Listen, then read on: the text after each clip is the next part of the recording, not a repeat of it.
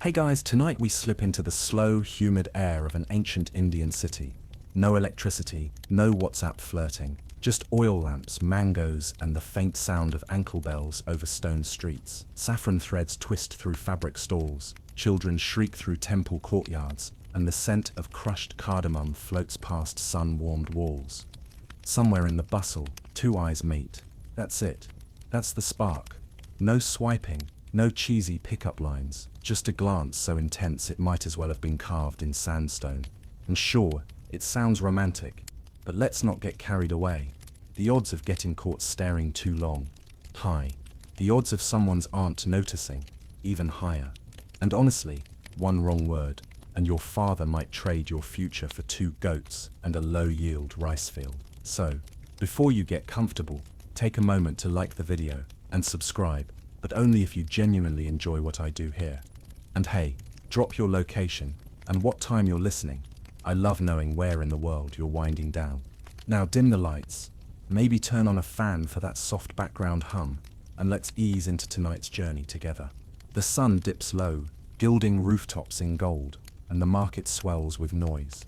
Clay pots clink, wool traders haggle with silk merchants. But the real drama isn't at the stalls, it's between the stalls.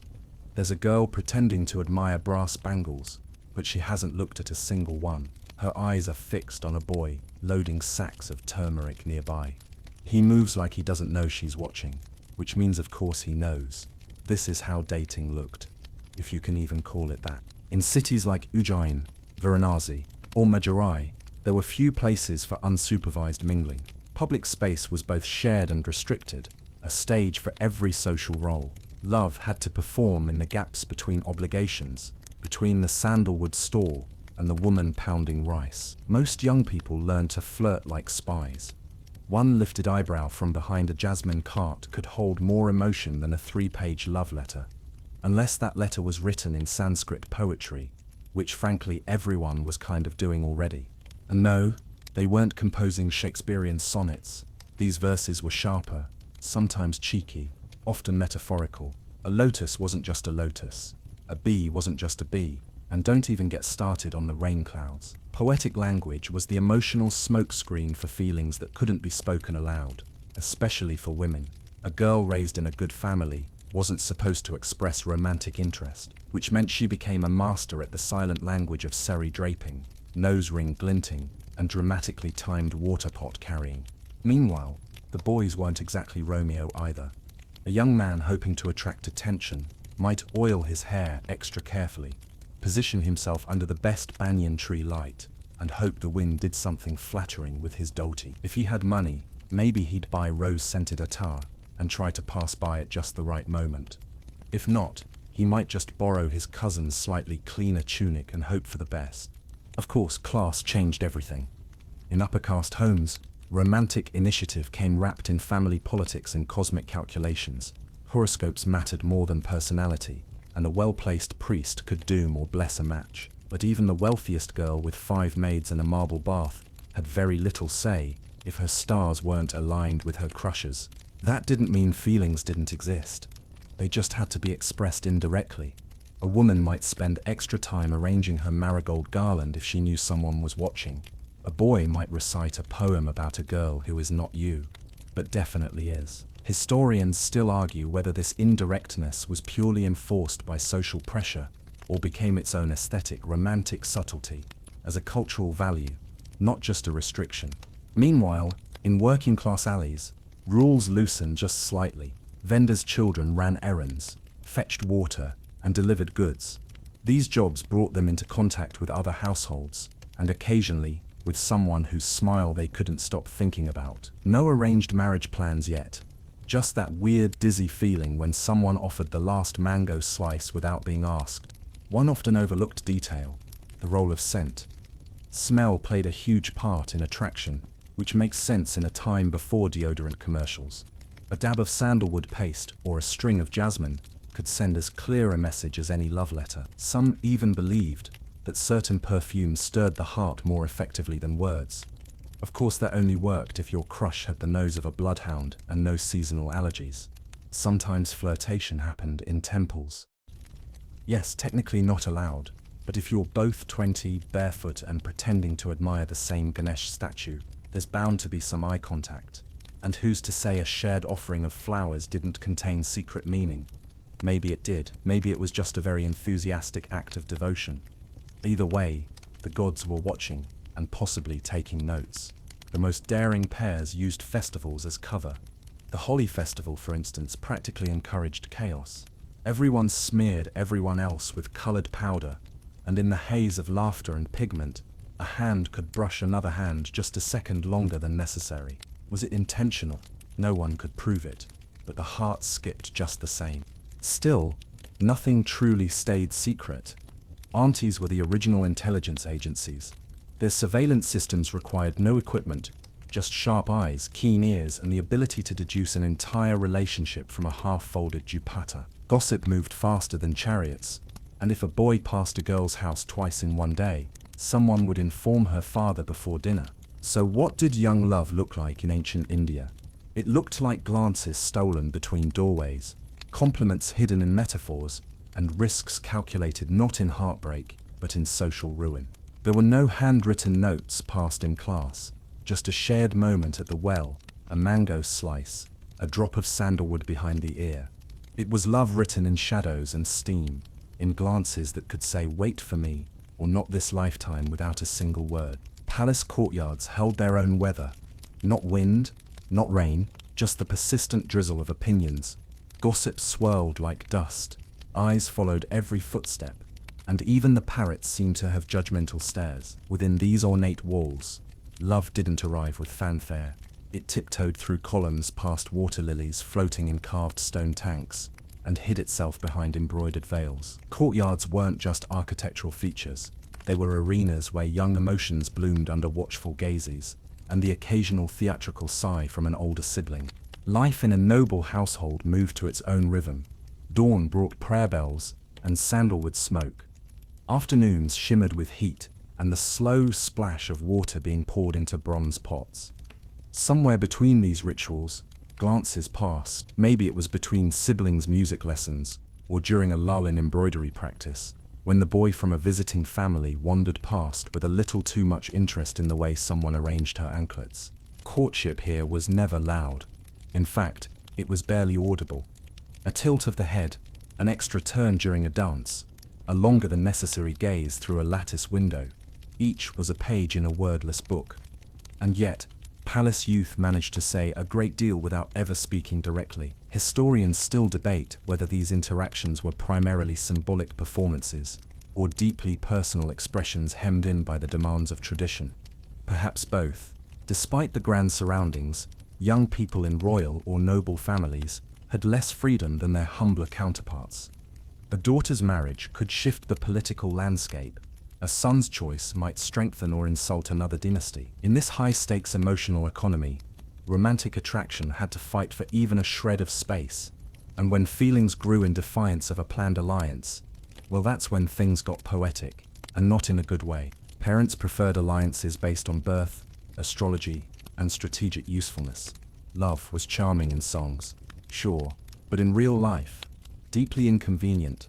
As a result, palace teens developed almost supernatural skill in pretending not to care. A girl might spend an entire afternoon weaving garlands while her heart thudded like temple drums, just because someone's son, currently being sized up for inheritance, asked about her favorite flower. She would not smile.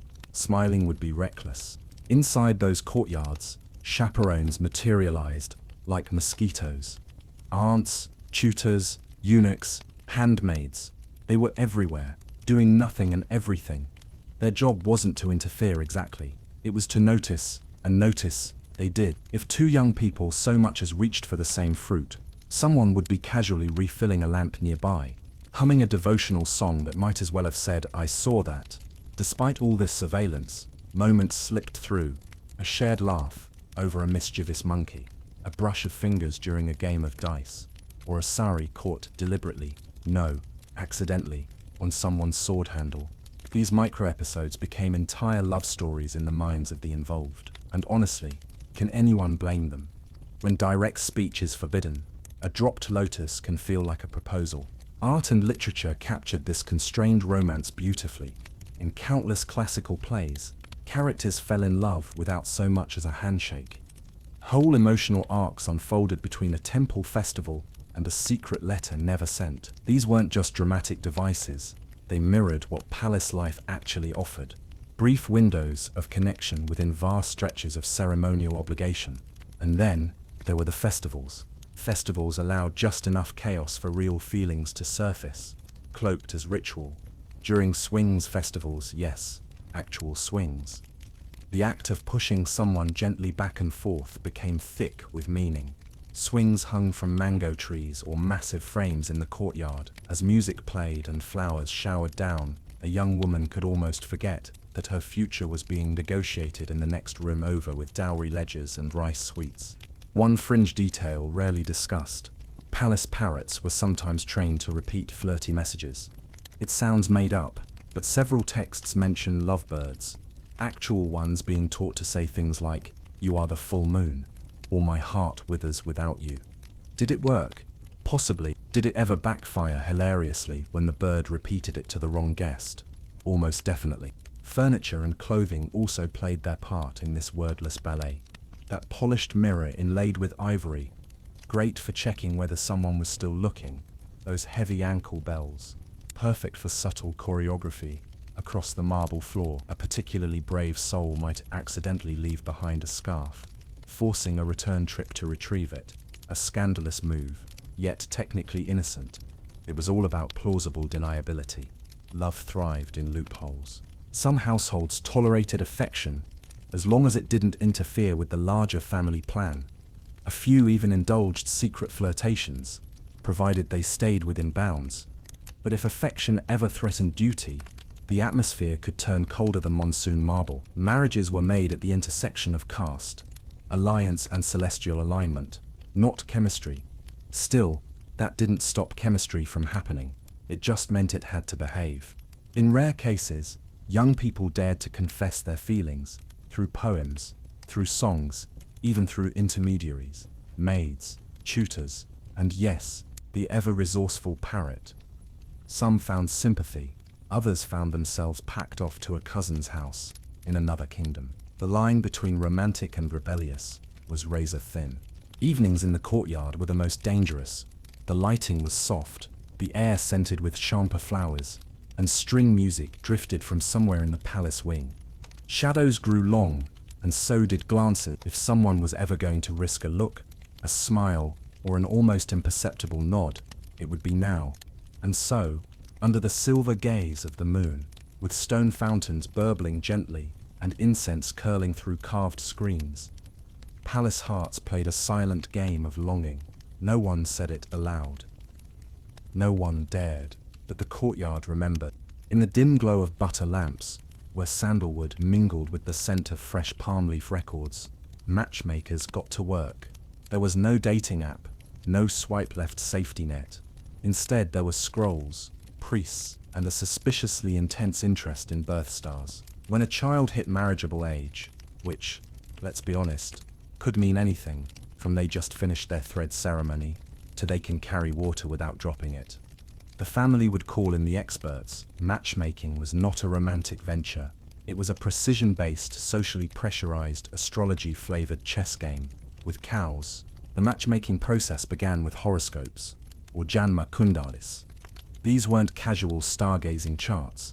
These were 12-house, planetary-positioned, Mars-sensitive blueprints for a person's destiny. If the stars said no, even a charming smile and 12 acres of fertile land might not save the proposal. Mars Mangal in the wrong house. That could mean a doomed marriage, financial ruin, or a spouse who chews loudly at dinner. Families took it very seriously, and the matchmaker, they were the one who had to break the news gently, sometimes while being pelted with flower petals or less metaphorical objects. Once a potential match passed the planetary exam, came the social audits. Caste, of course, but also family reputation, village rumors, past temple donations, and how the maternal uncle behaved during the last monsoon. Every detail mattered, and if the family had a cow that wandered into someone else's millet patch last season, well, that might still be a problem. Marriages weren't just between individuals, they were mergers, treaties, and carefully balanced alliances, all disguised under garlands and turmeric paste. Among upper castes and wealthier families, these arrangements took on formal, sometimes theatrical proportions. Families exchanged letters with more pleasantries than an imperial trade negotiation. Formal visits were arranged, where everyone pretended not to be evaluating each other, while very much doing exactly that. Girls were expected to serve sweets gracefully, avoid speaking too much, and somehow also impress. Boys had to look respectful, prosperous, and only vaguely interested, like they could take it or leave it, ideally while wearing freshly oiled hair and a not too wrinkled dhoti. It wasn't all cold calculation though. Matchmakers, despite being essentially professional nosy people, often played Cupid with surprising subtlety. Some took pride in finding a match that felt right, not just socially, but emotionally. A few even nudged families toward more open-minded choices. There's scattered mention of matchmakers who subtly helped cross-caste matches by tweaking details, misquoting horoscopes, or quietly insisting that the stars don't always tell the whole story. Historians still argue whether these rare rebels were real or just hopeful legends whispered at wedding feasts. For those without land or gold to offer, the process looked slightly different. In villages and among artisan families, matches were arranged more quickly and with less drama, though still with negotiation. A potter's son might marry a weaver's daughter if the work cycles complemented, the goat count balanced, and both grandmothers approved. Here, romantic love might sneak in more easily, hiding behind shared chores and long market walks. Still, no match was made without consultation, commentary, and at least one aunt dramatically saying, "I warned you about that family." Dowries were the financial thread lacing the whole business together. In theory, they were gifts. In practice, they were transactions with emotionally loaded packaging. Daughters often went to their husband's home with everything from brass vessels and embroidered quilts to entire bullocks and land deeds. The richer the bride's family, the heavier the dowry, and the greater the risk that the marriage was really just a decorative property exchange with bonus melodrama. Fringe accounts even speak of gold statues being offered alongside the bride. Whether the statues were symbolic or actual, historians prefer not to say. It wasn't only girls' families offering gifts either. In some regions, the groom's side provided stridan, property, or wealth. The bride could call her own. A kind of ancient prenup, but with more elephants involved. Of course, whether she retained real control over that property is another matter entirely. Often, symbolic rights did not translate into practical freedoms. There were also trial meetings, almost like supervised first dates, except imagine your entire extended family hovering behind a carved wooden screen. The couple might exchange a few polite sentences about mango seasons or favorite temple festivals. If lucky, a joke might slip through. If very lucky, someone laughed. This was considered huge progress. One fringe tradition rarely mentioned. Some communities consulted animals. A cow's reaction to the bride's sari, a parrot's chirping near the groom's foot, interpreted as omens, sometimes taken more seriously than the priest's opinion. Whether these were genuine beliefs or clever ways to delay a bad match, no one quite agrees. Once everything aligned, stars, goats, reputations, awkward conversations, the engagement was announced with great fanfare. Betel leaves were exchanged, gifts were paraded, neighbors tried not to look too jealous. And the couple, often still had barely spoken. Some met properly for the first time at the engagement itself. Facial recognition was not guaranteed. Emotional compatibility was considered a bonus, not a requirement. Yet despite all this structure, affection found ways to bloom. A look shared during a family gathering, a moment of shared laughter during a festival preparation. These became treasured memories, long before the wedding day. Arranged did not always mean loveless. In fact, many ancient letters and songs suggest that deep bonds often formed in the middle of these orchestrated marriages. It just took time, patience, and occasionally a really good mango harvest. So the next time someone says dating is complicated now, imagine trying to fall in love while your birth chart is being dissected by 5 elderly relatives and a cow. Somehow, amidst scrolls and negotiations, romance still wriggled in, like a parrot with a secret perched just outside the window. Walls remember things, especially painted ones. In ancient India, they whispered secrets in pigment and plaster, scenes of garden flirtations, secret exchanges beneath moonlit trees, and eyes that said far more than mouths dared to. These murals weren't idle decoration.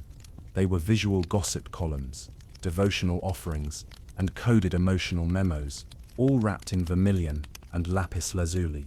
And just like real love, they required close attention to see what was really going on. In royal and temple complexes, walls carried the emotional biographies of entire dynasties. Artists painted not only gods and myths, but the imagined lives of courtly lovers, women peeking from behind curtains, musicians caught mid-smile, and men who definitely weren't just admiring the view. The bodies curved like vines, the gazes lingered, and no one held a flower unless they meant it. It was a slow-motion opera, frozen into lime-plastered walls and left to age like wine or ghee. One recurring motif: the lotus. Not just a flower, never just a flower. The lotus stood in for love, purity, longing, and sometimes sultry afternoons by a riverside. A woman offering a lotus to a man wasn't doing floral gifting. She was making a statement: I see you, I choose you, and also look how graceful my wrist is. Meanwhile, the bee hovering near her cheek. Definitely not a bee, definitely a metaphor. Historians still debate how literally these scenes should be read. Were they reflecting real court life, or offering an idealized poetic version of what love should look like? The answer, inconveniently, seems to be both. There are records of kings commissioning artists to record their romantic escapades in paint. But also, temple murals were devotional, a way to depict divine love, especially the stories of Krishna and Radha, where flutes and sidelong glances said more than any sermon could. In the homes of the wealthy, similar imagery appeared on smaller scales, painted onto folding screens, jewelry boxes, or manuscript margins. And then there were love letters. Oh yes, love letters existed, but they didn't look like folded notes passed in class. These were often written in verse, sometimes on palm leaves, sometimes even perfumed with crushed sandalwood or wrapped in silk. A well-written letter could cause actual fainting, not from scandal, but from poetic overload. When your sentence starts with "her gait is like a swan gliding through water," you know you're not sending a casual text. One overlooked form of romantic communication was the anklet. Not just jewelry, anklets served as rhythm, style, and Morse code for flirtation. A certain jingle in a certain courtyard could mean, "I noticed you," or "that poem you recited, heard it," or perhaps, "my father is on the roof, abort mission." Paired with toe rings and careful steps, a skilled young woman could practically compose a short romantic essay without ever speaking aloud. Poetry, unsurprisingly, carried the rest of the emotional weight. Court poets often doubled as emotional ventriloquists, saying on behalf of nobles what the nobles could not say themselves. This wasn't just personal, it was high art. Poets were expected to master double meanings, sly metaphors, and just enough plausible deniability. One stanza might describe the beauty of a flowering mango tree, but everyone listening knew it was actually about someone's cousin who arrived yesterday wearing that red sari. Everyone pretended not to notice. Everyone noticed. Even more subtle were the perfumes. Fragrance wasn't just hygiene, it was mood, message, and memory. Lovers might send scented letters, each infused with a specific flower or resin. Jasmine was flirtation. Vetiver could be sadness.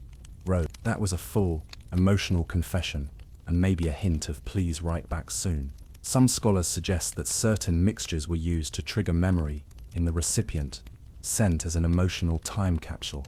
Fringe detail. In some regions, love potions were hidden in perfume oils made with herbs known to stir affection or confusion, sometimes both. And then there were fans, handheld, made of palm leaf or peacock feathers, and wielded like theatrical props. A flick of the wrist, a playful glance over the edge. Romantic subtext flowed like monsoon streams. In some stories, fans were used to hide blushes. In others, to pass secret messages between lovers seated a few steps apart at a poetry gathering. Essentially, early texting. No emojis, but excellent flair. The truly skilled used all of it: the murals, the anklets, the poems, the fans, the perfume, as layers in one intricate courtship performance. a game of emotional chess played with absolute deniability. A mural might show two birds on a branch. The poem might mention monsoon clouds, heavy with longing. The perfume might carry sandalwood, associated with steady affection. Together, they formed a mood board of ancient love, centuries before Pinterest. Temples, too, became repositories of romantic art. Not all temples were solemn. In fact, some, especially in places like Khajuraho or Konark, celebrated human emotion, including love and desire, through sculpture. And while later eras tried to reinterpret or sanitize this art, its intent remains clear. Love, in all its forms, was part of life, sacred and profane alike. Some of these murals and artifacts remain today, faded, chipped, but still expressive. In caves like Ajanta, painted scenes of princesses with sidelong eyes still catch light just right, whispering across time. A historian once joked that ancient Indian murals could gossip better than the village barber, and honestly, not wrong. Even now, modern artists return to those motifs. The tilted lotus, the sly bee, the expressive eyebrow, they still resonate, because the language of love, once painted on plaster or whispered through toe rings, never really fades. It just changes its canvas. The forest ashram was quiet, eerily so, if one wasn't used to the rhythmic hum of insects and the occasional squirrel-related shriek. A few hermits meditated beneath fig trees, their expressions set to "don't interrupt unless it's life or fire." A young man sat cross-legged near the river, reciting a verse about detachment, while also very much sneaking glances at someone stirring lentils nearby. Ashrams were meant for learning, enlightenment, control, but every now and then they became unlikely venues for awkward, earnest, slow-burn love stories that could give any palace romance a run for its dowry. These ancient learning centers, usually tucked away in forest clearings or beside rivers, housed students from noble families who'd been sent off to study scriptures, philosophy, and possibly how to survive a monkey stealing your scrolls. Here distraction was considered a sin, and nothing was more distracting than another person who happened to look particularly captivating while reading Sanskrit or chopping firewood, especially if they were wearing that one saffron robe that fluttered in the breeze. Just so. Men and women didn't always study together, but where they did, especially in more liberal Gurukulas feelings, occasionally tiptoed into the lesson plan. Nothing overt, just a lingering conversation about Vedic metaphors, or an impromptu duet during devotional singing. Love in the ashram had to be camouflaged in curiosity, hidden behind metaphysics, and padded with elaborate explanations about purely intellectual interest. Ashram rules were strict. Personal attachment was frowned upon. Romance? Practically taboo. Students were expected to live like celibate sages in training, focusing on dharma, duty, and remembering an impossible number of verses. Which is why, naturally, romance found clever loopholes: a shared clay cup, a deliberately accidental seating arrangement near the fire, even a small carved wooden gift, technically a gesture of gratitude, but the glint in the eye said otherwise. Historians still argue whether emotional connections in ashrams were considered spiritual failings or inevitable parts of growing up. Some texts suggest that budding attraction between students was gently redirected toward devotion.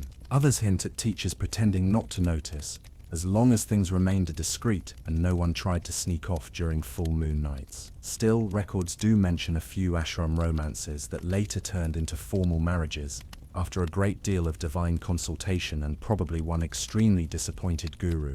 The romantic tension could build for years. These students weren't swiping. They were stuck in the same forest compound, day in and day out, reciting verses, grinding herbs, and slowly realizing that someone's laugh was their new favorite sound. And if one of them was particularly brilliant or noble-born, things got even trickier. Falling for a prince in hiding or a princess sent to study created enough drama for an entire poetic epic.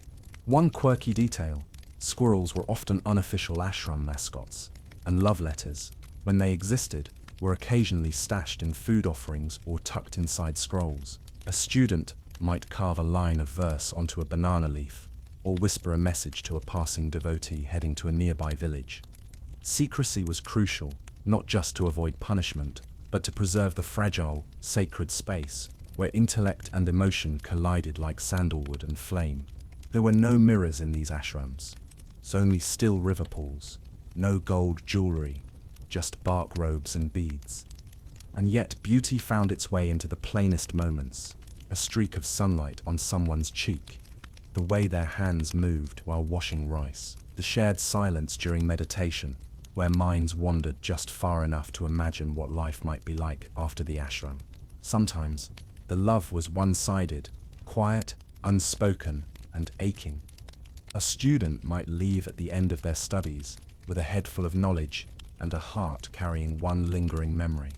No confession, no closure, just a verse whispered to the river and a prayer that maybe, just maybe, they'd meet again in some future life with fewer rules and more opportunities for courtship. And occasionally, the feelings weren't romantic at all, but profoundly affectionate.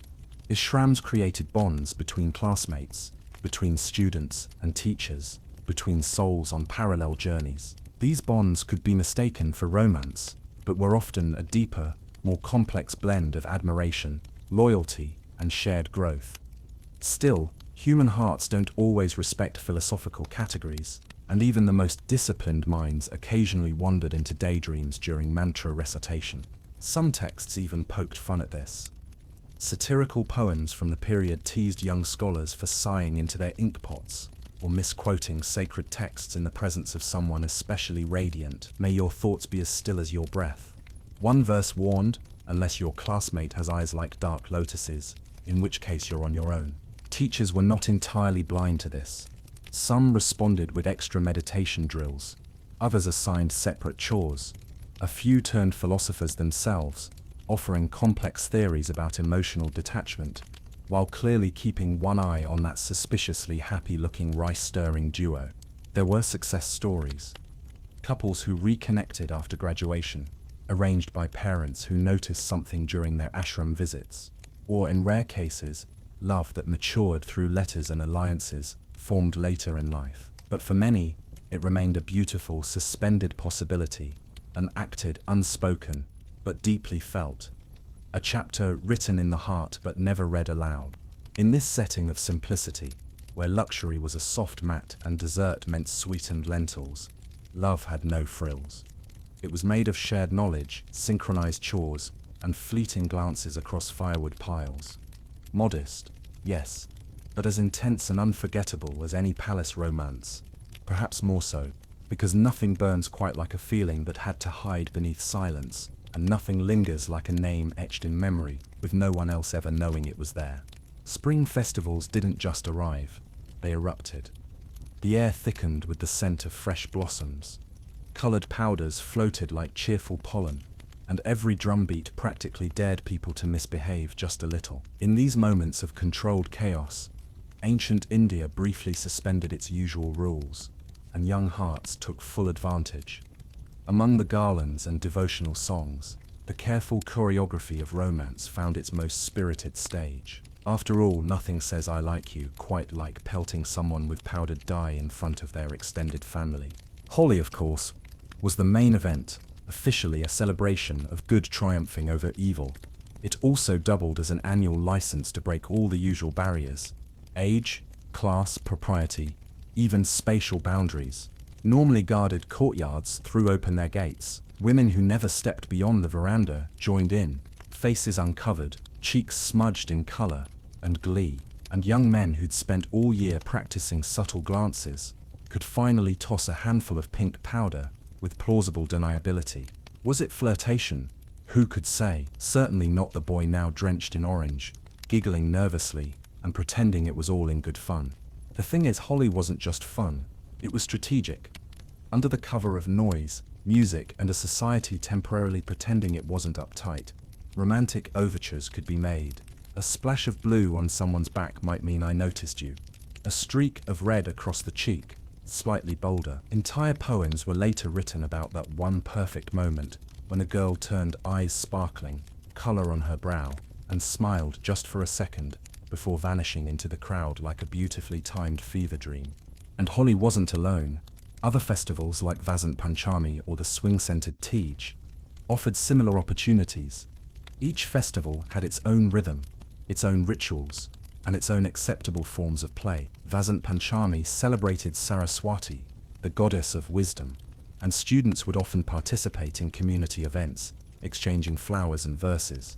If a young scholar chose a particular person to recite poetry to, well, no one would say anything, but there would definitely be eyebrow-raising. Tige, focused on marital devotion and feminine power, featured women swinging from trees in mango groves, singing songs, and wearing their brightest saris. Though officially a time for married women to honor their husbands, the atmosphere was full of nostalgia, longing, and often, a few unmarried hopefuls, looking on with very unspiritual intentions. Historians still argue whether these festivals were consciously used as social lubricants, or if the romantic subtext was simply a natural human side effect of celebration.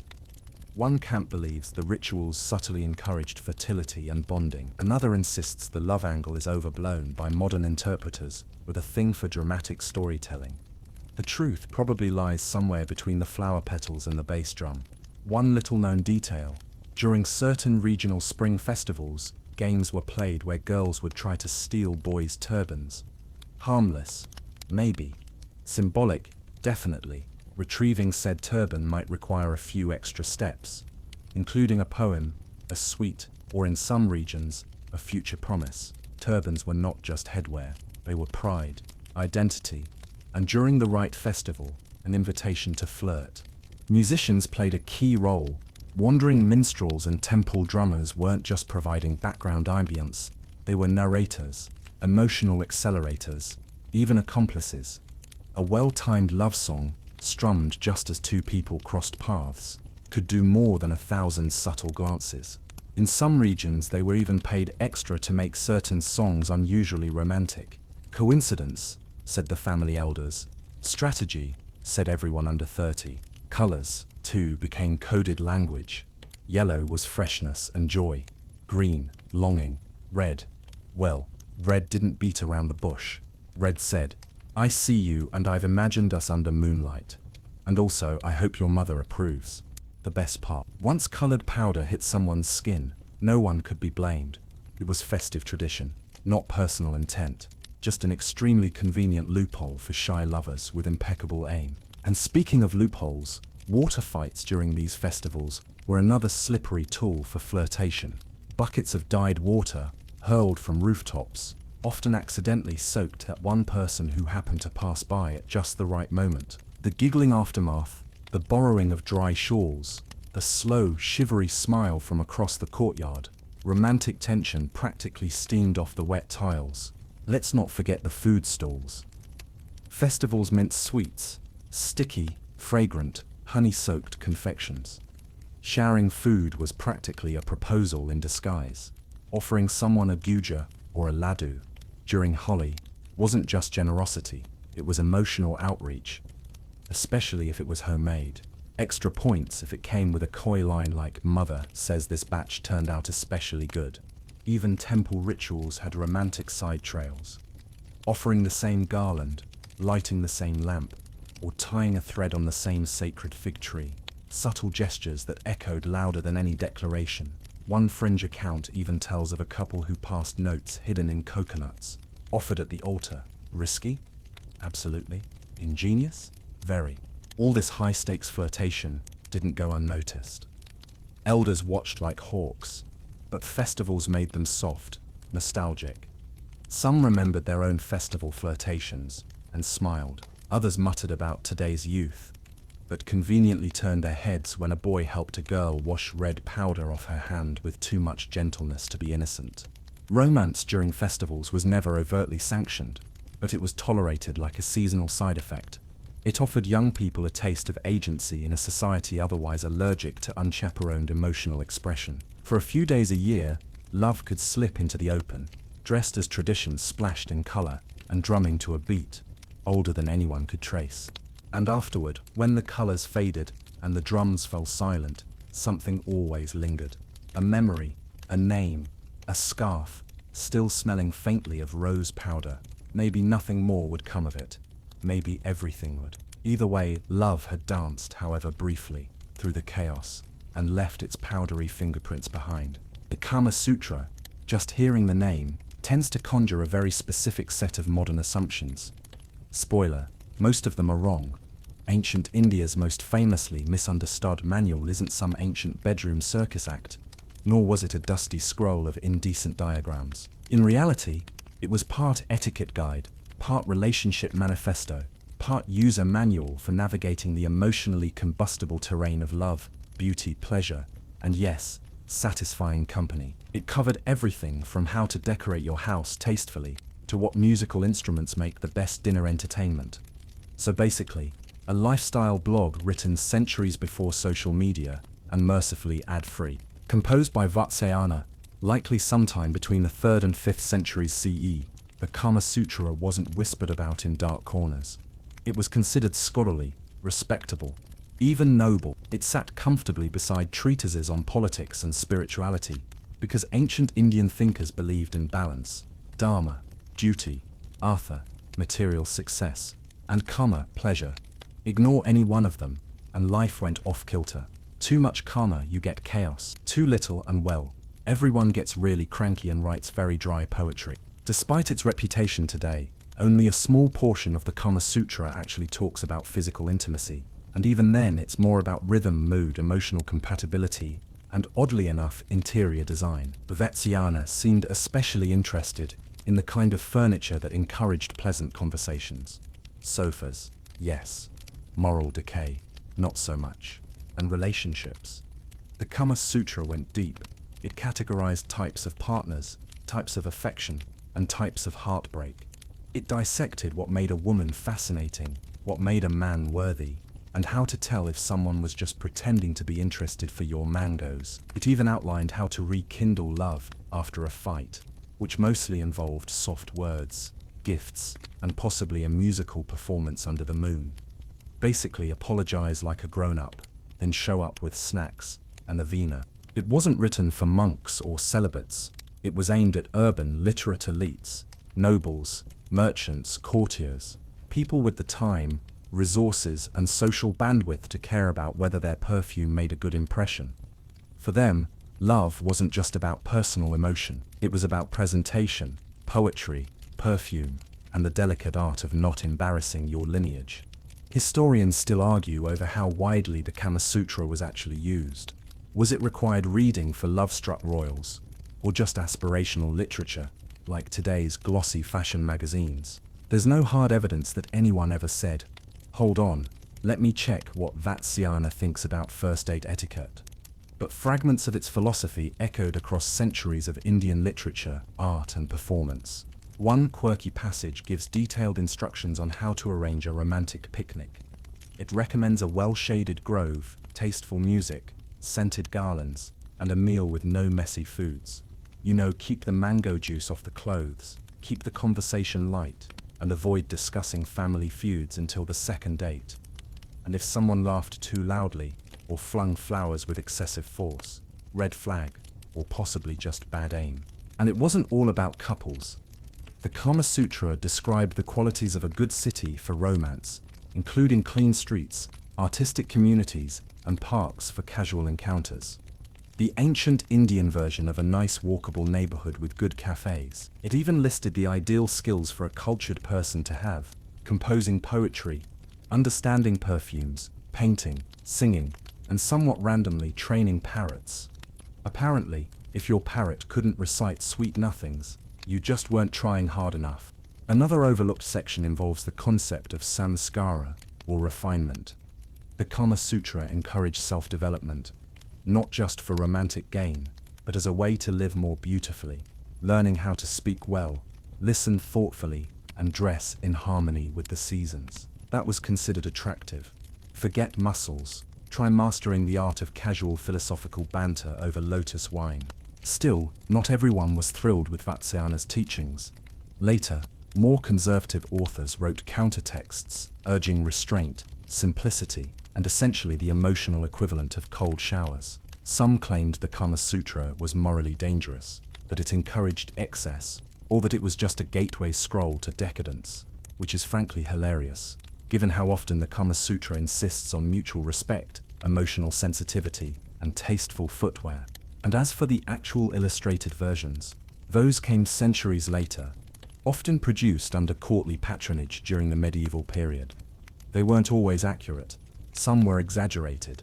Others were, well, very creative. Vatsiana himself didn't include illustrations. He probably expected readers to have both an imagination and a basic understanding of human anatomy. Perhaps the most revolutionary idea, buried in the Kama Sutra, is that desire wasn't dirty, it was natural. It could be dignified. It was something to be approached thoughtfully, even reverently. Love wasn't just survival, it was art. And while today's readers might open the Kama Sutra expecting scandal and instead find a chapter on how to arrange flower vases, that says more about modern expectations than ancient priorities. So no, the Kama Sutra wasn't an ancient Tinder manual. It was more like a romantic operating system, designed to guide not just how people loved, but how they lived, spoke, dressed, listened, and even set the table. And if along the way, it helped someone choose the perfect time to give someone else a garland and a knowing smile under a shumpa tree, all the better. Temple bells rang, peacocks screamed, as they always do, and incense smoke curled through the morning haze. Within these sacred walls, devotion took center stage, but just off to the side, something else stirred. Draped in silk and shimmering with sacred ornaments, the Devadasi stepped forward. Her movements told stories older than memory. Her hands weaved metaphors mid-air, and her gaze, not quite directed at anyone, but somehow meant for someone, lingered like sandalwood on skin. She danced for the divine, and sometimes, whether anyone said it out loud or not, someone human fell a little too deeply in love. The Devadasis, literally servants of the god, occupied a space that modern categories struggle to pin down. Neither quite priestesses, nor courtesans, nor performers in the casual sense. They were trained artists, literate in music, poetry, and dance, and bound to temples through complex social contracts. Their roles were sacred, yes, but also very, very public, and in a society where most women's voices were softened by restriction, theirs echoed through courtyards and colonnades, loud, graceful, and impossible to ignore. They were admired, envied, occasionally romanticized, and often misunderstood. A Devadasi could recite classical poetry from memory, perform a 108-step dance sequence without smudging her toe ring, and debate theology with a passing scholar while adjusting her garland. She was elegance weaponized, and hearts didn't stand much of a chance. Romance followed, naturally. Kings and nobles sat rapt during performances that blurred the lines between worship and seduction. Stories circulated of royal patrons composing verses in secret, commissioning statues in their muse's likeness, or, in extreme cases, attempting to rescue a Devadasi with offers of marriage, which was frankly both flattering and wildly missing the point. A Devadasi wasn't trapped, she was placed. Her identity was entwined with the temple's rituals, its rhythms, its gods. Walking away wasn't freedom, it was exile. Historians still argue over how romantic relationships with Devadasis were perceived by society at large. Some texts treat them as elevated liaisons, blessed by proximity to the divine, emotionally profound. Others suggest more transactional dynamics, with royal benefactors viewing their affection as a form of patronage. Likely, both versions existed. The Devadasi wasn't a monolith. She was an institution, but she was also a person, and people make choices, feel things, and occasionally fall headfirst into dramas that temple protocol definitely didn't account for. A fringe tidbit that rarely makes it into textbooks. In some regions, Devadasis kept journals, not scrolls, not public inscriptions, but private diaries filled with verses, personal prayers, and the occasional line about that one particularly handsome visitor who kept accidentally arriving just before the evening arti. These rare glimpses suggest inner lives as rich and complicated as the performances themselves. One scrap of palm leaf verse translates roughly to, "His hands are clumsy, his questions awkward, but he listened when I sang about rain. That is enough." If that's not a haiku waiting to happen, nothing is. Their training began early. Young girls were initiated into the temple with ceremonies that rivaled royal coronations in ritual weight. From there they were taught music, dance, sacred texts, and the fine art of not rolling their eyes when someone asked if they really lived in the temple full-time. They became cultural repositories, keepers of stories, songs, and rhythms passed down through generations. Like embroidered secrets stitched into memory, clothing mattered, Jewelry mattered. Their appearance was a message to the gods, to the audience, and to the person standing 3 rows back, who definitely wasn't supposed to be staring that intently. Every ornament, every flick of the wrist had meaning. An eyebrow lift might signal divine ecstasy, or a private joke. A hand gesture could be Shiva's cosmic dance, or an invitation to meet near the fig tree after the final bhaj. One popular myth tells of a king who tried to marry his favorite Devadasi, only to be politely but firmly declined. She reminded him that while queens came and went, she belonged to the temple. Also, his poetry needed work. Allegedly, he spent the next monsoon trying to write something worthy. Whether it worked remains a matter of debate, but the royal scribes suddenly started using a lot more metaphors involving rain and jasmine. Relationships between Devadasis and their admirers were often long-term, even generational. Some noble families offered consistent patronage, funding temple repairs and ceremonies in honor of one specific performer. Gifts were given: land, gold, elephants, sometimes entire mango orchards, but marriage was rarely on the table. Not because the Devadasi wasn't respected, but because her life followed different rules. To bind her in domesticity was seen as limiting. Her vows weren't to a man, they were to music, memory, and gods who didn't really believe in monogamy anyway. Devadasis weren't isolated either. They formed tight-knit communities within temple complexes, mentoring younger dancers, supporting one another, occasionally coordinating elaborate schemes to sneak out to a nearby festival, strictly for observation, of course. Love stories bloomed here too, not just with kings and poets, but with each other, hushed, undocumented, but woven into the rhythm of shared lives. Over time, as political shifts and colonial meddling altered temple economies, the role of Devadasis changed, and not always for the better. But in their classical age, they were cultural stars with divine job descriptions and very mortal admirers. And even if they never said it aloud, their performances sometimes carried the weight of affection. A glance held a little too long, a gesture made just a fraction slower. Enough for someone in the 3rd row to wonder, was that for me? And maybe, just maybe, it was. In candle-lit courtyards and under banyan trees heavy with silence, poets wrote themselves into trouble. Not just political trouble, though that certainly came with the territory, but emotional entanglements as tangled as their verses. Love wasn't something they described from a distance. It lived in their lines, pulsed through their metaphors, and occasionally caused their scribes to roll their eyes in poetic exhaustion. Ancient Indian poetry wasn't all about gods and wisdom. It was often deeply, shamelessly romantic, and sometimes very personal. Court poets served kings, yes, but their true allegiance often lay with someone else entirely. A glance from a courtesan, a private performance by a dancer, a princess who quoted their verse back to them with a smile. These encounters sparked stanzas that practically steamed off the palm leaf. Poetry was the safe space where longing could stretch its limbs and mischief could hide behind noble meter. Some of the greatest classical works are riddled with suspiciously specific details. A lover's mole shaped like a grain of black sesame, a voice that trembles during the 3rd note of a raga. Surely not just artistic embellishment. These lines carried the ghost of real moments. A poet pacing around a pond at dusk, trying to decide if she walked like a swan was original enough to impress her again. It wasn't. But she laughed, which was worse. Famous poets like Kalidasa didn't write love as theory. In Meghaduta, a lyrical monsoon-long sob letter from a lovesick spirit to his distant wife, the longing drips thicker than the rain it describes. Historians still argue whether this particular heartbreak was autobiographical or just excellent imagination. One school insists he was drawing on real pain. The other suggests poets simply liked acting devastated for the drama of it all. Frankly, both are plausible.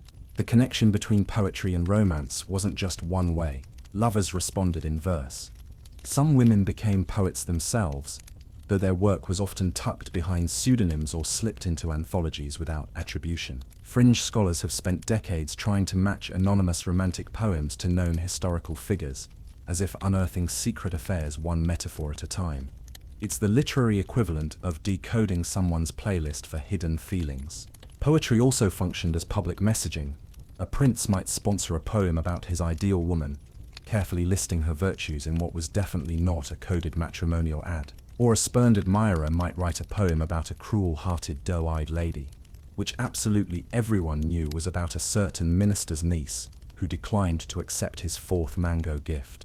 And when poets did fall in love with someone powerful, let's just say subtlety became a survival strategy. One bard allegedly addressed every new love poem to the moon-faced one, leaving just enough ambiguity to avoid royal punishment, while still making it obvious to everyone in court who the muse really was.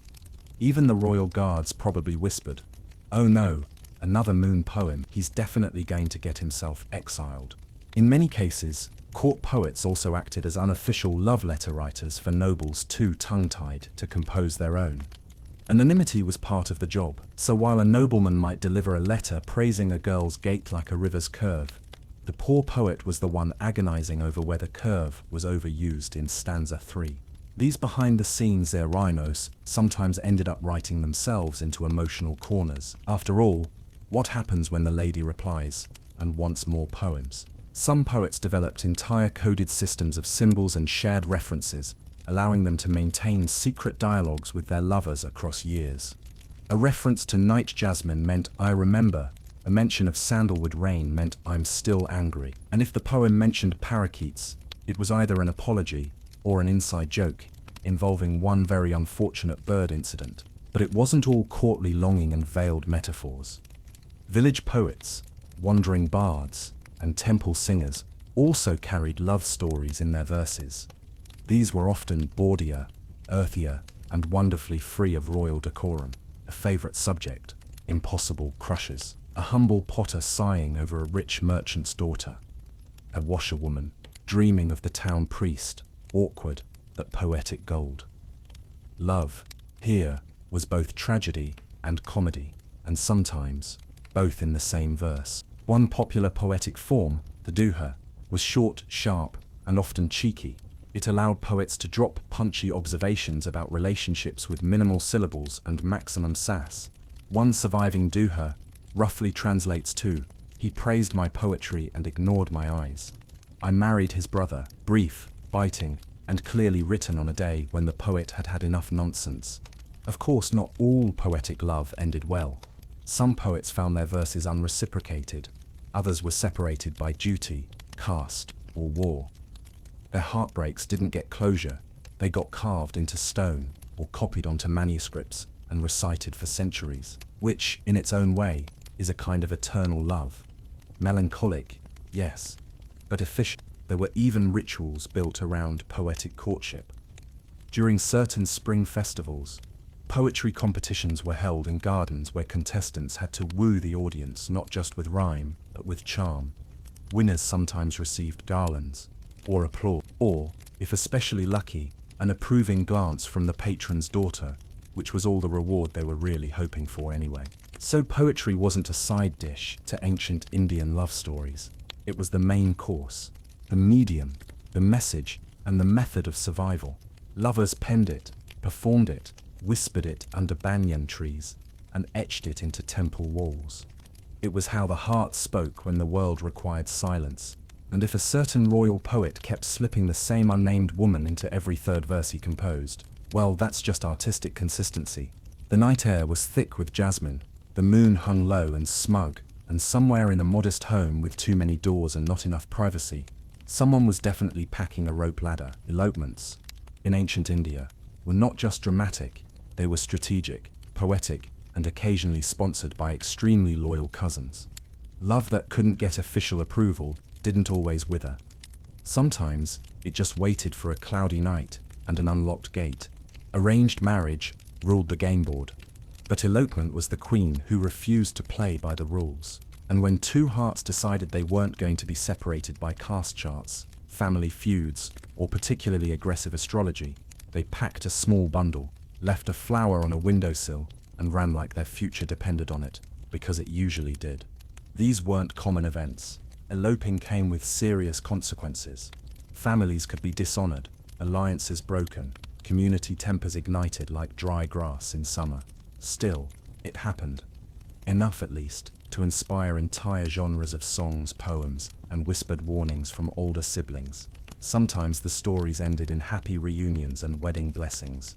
More often they became cautionary tales with a romantic glow and a bitter aftertaste. The motives were varied. A noble woman, in love with her tutor. A potter's son, who fell for the daughter of a tax collector. Two cousins separated by birth, order, and at least one disapproving matriarch. Love rarely obeyed the laws of lineage. One moment they were exchanging shy glances at a festival. The next they were tying sacred threads around each other's wrists in the woods, with a mildly bewildered temple priest officiating. Historians still argue whether these elopements were acts of rebellion or desperate assertions of agency. Did lovers run away because they believed in each other, or simply because they had no other choice? Some claim it was about autonomy. Others suggest it was youthful delusion. The truth, as usual, probably wore both faces and carried a water pot. One curious trend: inns and way stations often played unexpected roles in these dramas. Small-time innkeepers, especially those located along pilgrim routes or river paths, seemed to develop a nose for runaway couples. Whether out of romantic sympathy, a healthy sense of drama, or the occasional bribe involving jewelry and snacks, many of them offered shelter and silence. Some even kept extra saris and blank scrolls on hand, just in case a couple needed to look less eloped and more spiritually in transit.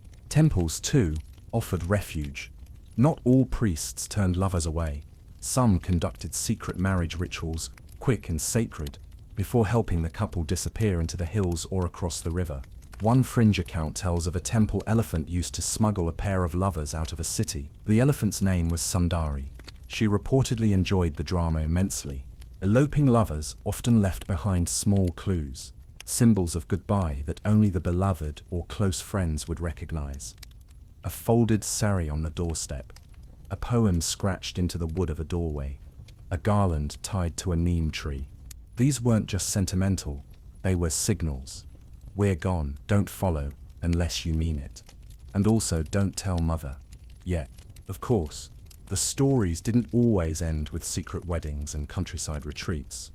Some couples were caught, punishments varied: exile, forced separation, temple service, or, in some cases, reluctant acceptance after enough time and community gossip fatigue passed. One recorded case involved a father who disowned his daughter for marrying beneath her station, only to quietly send her grain and oil every new moon, which is its own kind of reluctant blessing. Others became legends. Folk songs preserved their stories, sometimes with generous embellishment. A runaway bride who jumped into a well to avoid capture was later rumored to have become a goddess. A village boy who scaled a fort wall to reach his beloved left behind a poem that still circulates, though the spelling has not aged well. Some regions even developed folk rituals based on these stories. Songs sung during weddings to bless couples with the courage of those who once defied everything. For love, irony, of course, was not lost. Parents sang them while glaring at their children, just daring them to get any ideas. Elopement didn't always mean complete rebellion, either. Sometimes families came around, especially if the couple proved stable, produced grandchildren quickly, or simply outlasted everyone's indignation. There are quiet success stories. Couples who ran, hid, returned, and slowly reintegrated into family life, bringing with them slightly strained smiles and a family legend no one would admit still stung. Romantic bravery or reckless madness. Elopements formed a shadowy undercurrent in a society obsessed with control.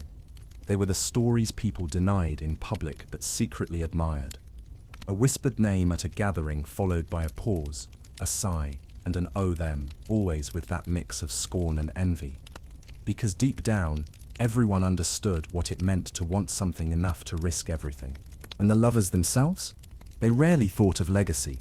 At the time it was all adrenaline, uncertainty, and aching hope.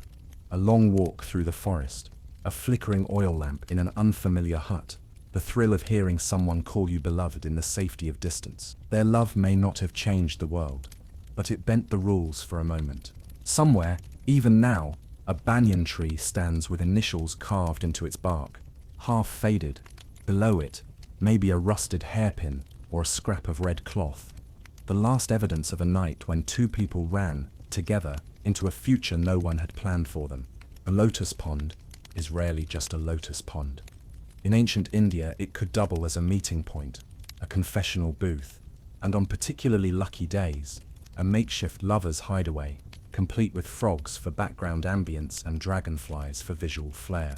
Away from the rigid structures of society, in the soft half-wild corners of forests and gardens, love found room to exhale, not loudly of course, just enough to stretch, to bloom quietly like the water lilies everyone pretended not to notice. These places weren't exactly private, but they were sacred enough, forgotten enough, or inconveniently located enough, that no one kept too close an eye. A shrine hidden in a grove, a stepwell, rarely used after sunset, or a riverside clearing behind the mango orchard. Locations that weren't listed on any marriage scroll, but which held stories far more compelling than what made it into temple records. Lovers, particularly those under the surveillance of large families, or caste expectations with all the flexibility of a marble pillar, learned to make use of nature's blind spots. A meeting at the well could be passed off as fetching water, a visit to the shrine, solemn piety, carrying flowers for the goddess.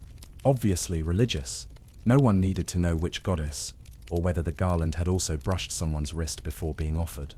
These encounters were short, scattered, and heavy with meaning. A glance that lingered too long, a shared sweet, an ankle bell deliberately removed before stepping into the water. Everything whispered, everything mattered. The frog chorus, while off-key, provided plausible cover for giggling. Garden designers, yes, there were such people, understood this quiet drama. Royal and noble homes often included small private enclosures within larger gardens, walkways with curves for distress-shaded pavilions that just happened to have excellent sight lines, but poor visibility from balconies, and ponds that were definitely for aesthetic purposes, except when someone just happened to leave a sandal there overnight. Historians still argue whether these spaces were deliberately designed for romance, or simply adopted by those in need. There's evidence of palace architects leaving oddly detailed notes about where trees should be planted to create inviting shade or a contemplative corner for rest, which sounds suspiciously like code for the chaperones can't see this bench. One especially charming detail: parrots were common in these gardens, both wild and semi-tame. And while they couldn't recite Shakespeare, they could be trained to repeat phrases, making them unintentional messengers. There are scattered reports of parrots accidentally blowing someone's romantic cover by blurting out, "my moon-faced one," to the wrong person during family tea. It was a risk, but apparently worth it for the voter's successful recitation of a pet name in front of the actual moon-faced one. Not all love was plotted in secret. Some stories were quieter, gentler, a widow placing incense at a shrine every dusk, occasionally watched by the potter who worked across the lane, a scholar's daughter bringing food to a sage at the forest edge, always with an extra sweet tucked at the bottom of the basket, just in case. These weren't elopement material, but they were love, in its slow, simmering form, the kind that never quite gets declared, just deeply understood. There were rules, of course. Every glance risked detection. Every meeting depended on timing, luck, and the weather. Rain could ruin everything, or create the perfect excuse to share shelter beneath a banyan branch. Thunder, nature's chaperone, or cover story, depending on your needs. Sometimes, people pretended not to notice these secret romances. A mother who looked the other way when her daughter's sari took just a little longer to adjust after temple. A gardener who swept the same patch of path for 30 extra minutes. A temple priest who kept chanting mantras just loud enough to drown out soft conversation near the altar's edge. One rare document even mentions secret tokens exchanged beneath river stones. An early, very damp version of texting. Shells, beads, knotted threads left in agreed-upon places. Simple, cryptic, and meaningful, only to the intended recipient. These small objects carried immense emotional weight. A single bead could mean, "I came," a string of 4, "I waited." No reply? Well, heartbreak, by Pop. For some, these moments were all they'd ever get. No marriage, no public acknowledgement. Just brief meetings filled with stolen time and the soft brush of lotus petals. For others, these early encounters would eventually lead to marriage. Once the stars aligned, families relented, or someone found a particularly persuasive aunt to negotiate. These garden meetings and forest hideaways weren't acts of defiance. Not exactly. They were emotional survival tactics in a world where choices were limited and eyes were everywhere. A way to feel seen, to be human, to fall in love with someone's smile before asking what their family did for a living. And when it ended, as these things often did, it ended quietly. No dramatic farewells, just a change in routine, a missed visit, a parrot that no longer repeated the same phrase, a garland left to wilt on a stone bench. Love didn't always last, but its shadows clung to those quiet places long after the feet had stopped passing through. Even now, the banyan tree remembers. The pond reflects, but never repeats. The garden path, once worn by nervous footsteps and hopeful sandals, grows wild again. But sometimes, in the hush of dusk, when the frogs begin their clumsy chorus, the wind stirs the leaves just right, and an old story rustles back to life. Steel clashed, horses screamed, someone yelled dramatically about honor, and somewhere behind all the chaos, a queen stared at the blood on her courtyard tiles, thinking not about kingdoms or taxes or battle formations, but about the man who had left at dawn without finishing his lentils. Love didn't wait for peacetime. In fact, it often found a way to bloom in the least convenient moments, in war camps, on palace balconies, and in the brief golden silences between sword drills. Warriors weren't supposed to fall in love. They were supposed to fall on battlefields. But reality, as always, ignored the brochure. Beneath the armor, behind the banners, there were still human hearts doing human things. Skipping a beat at the sight of someone adjusting their veil, or wondering if a love letter could survive being folded into a helmet liner. Military camps, especially during long campaigns, weren't all strategy meetings and shouting. There were musicians, camp cooks, scribes, and often the families of senior officers who traveled with the encampments. These semi-mobile cities had gossip, arguments over tent placement, and sometimes very compelling glances exchanged over spiced lentil soup. The battlefield was a mess, but the tent kitchens full of romantic tension and turmeric.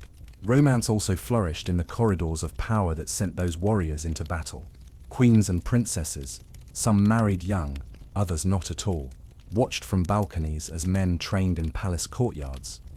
It wasn't always love at first sight. Sometimes it was irritation, sometimes admiration, and occasionally the slow realization that someone who seemed boringly virtuous at first had a smile worth waiting for. Letters played a huge part in these relationships.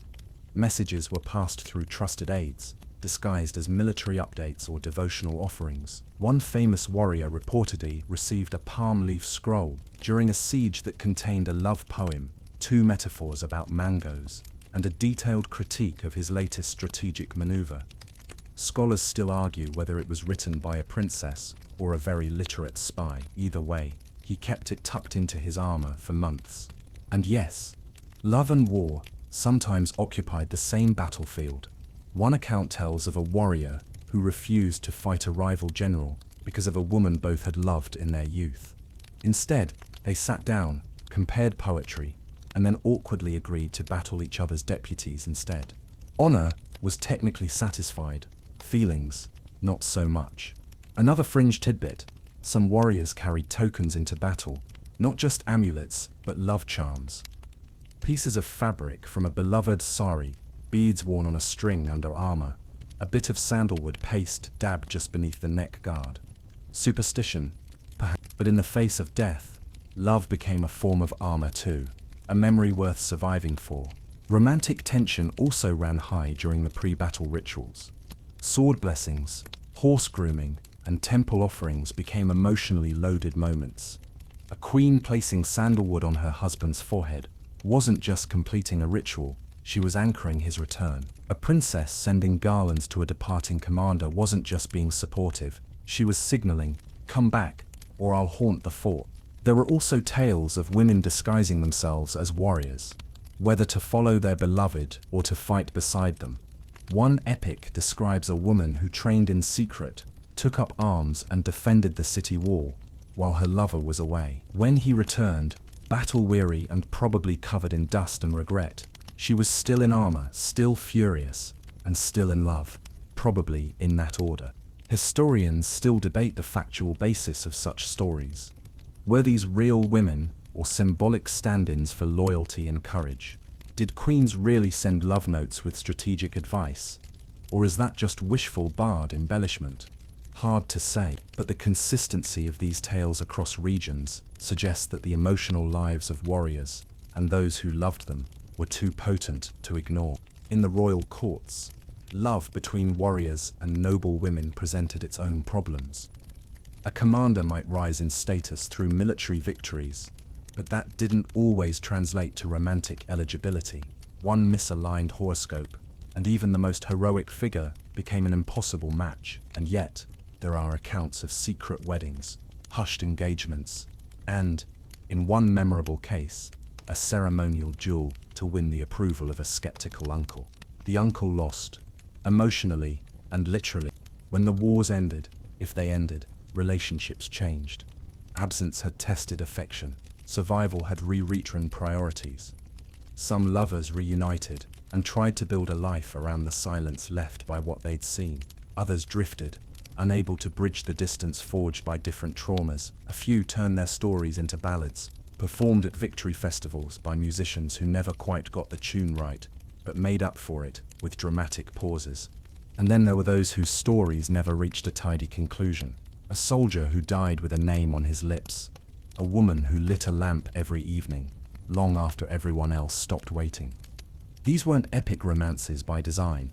They just happened in epic times and refused to be forgotten. Even now, in ruins where forts once stood, where battle banners fluttered and horses trampled the dust, local legends linger. A certain corner of the wall is said to echo footsteps at dusk. A dry well is believed to hold the voice of a woman who waited too long. Tourists rarely notice, but the wind does. Because love, in the warrior's camp, wasn't an exception to duty. It was part of it. A reason to return. A reminder of what waited beyond the battlefield. Or at the very least, someone worth writing home to, between sword drills. In the quiet hours after a funeral, when the fire has burned low and the ceremonial chants have ended, the world suddenly narrows. For widows in ancient India, this narrowing was not just emotional, it was ritual, legal, and often brutally permanent. The sari lost its color, jewelry was packed away or melted down, and the gaze of society grew heavy. But behind the rules and whispered judgments, there were still human hearts beating. And sometimes, in defiance of everything, love tried to bloom where it wasn't allowed. The rules were clear. A woman who lost her husband was expected to live in renunciation. In many communities, she shaved her head, wore plain white clothing, and gave up not just adornment, but joy. Her mere presence at festivals was considered inauspicious. Marriage, once a doorway to social identity, became a sealed gate behind her. Theoretically, this life was about devotion and simplicity. In practice, it was loneliness wrapped in ritual, and sometimes a dash of rice-based passive aggression from the in-laws. Romance for widows was considered not just inappropriate, but almost metaphysically dangerous. A widow in love risked spiritual impurity, social expulsion, and depending on the century and region, actual legal punishment. Her love wasn't seen as affection. It was branded betrayal, not of a husband who had passed, but of the social order that insisted her desire had expired with his last breath. And yet, because human beings are remarkably stubborn, love still found its way through, sometimes quietly, sometimes in full, catastrophic bloom.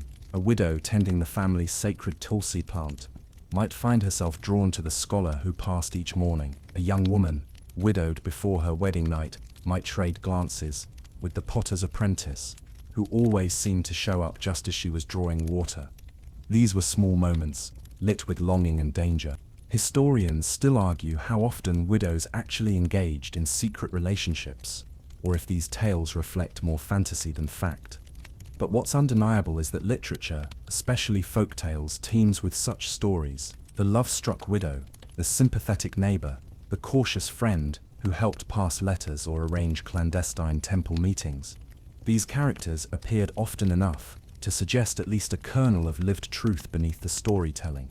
One fringe record describes a widow who carved love poems into the walls of a stepwell during the quiet hours before sunrise.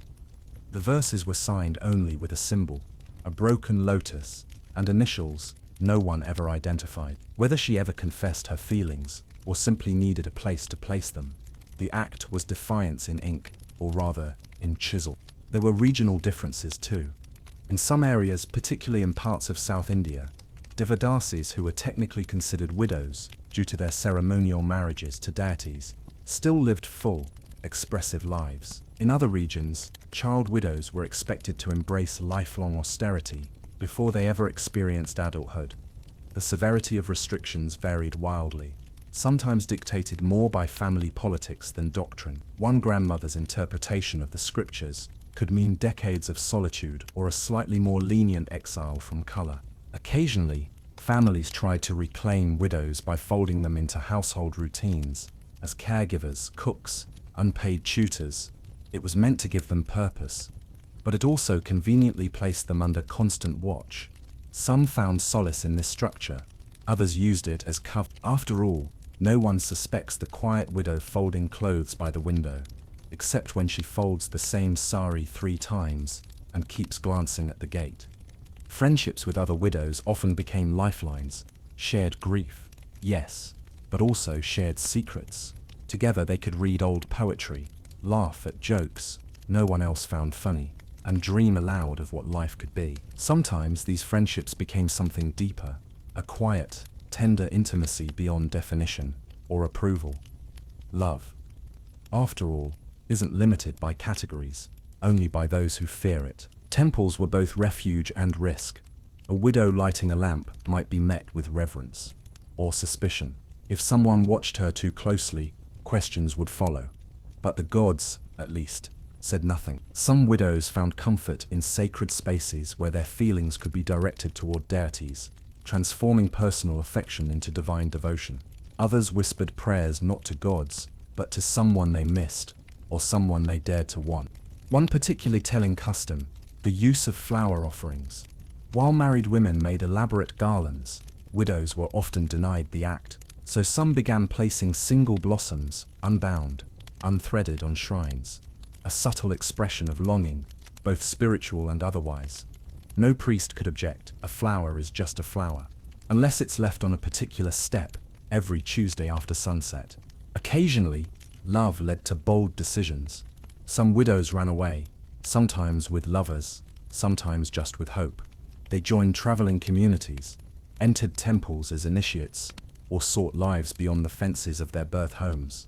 These weren't fairy tales. The road was hard, but for a few, it led to second chances, lives reshaped beyond the morning rituals. And sometimes, love wasn't romantic at all. It was the widow who raised her younger sister's children, who taught village girls to read by oil lamp, who kept a diary of sunsets and bird songs because it reminded her that the world still offered beauty. Her love didn't need a name or a partner. It was a quiet force that kept going, even when society told her she had no role left to play.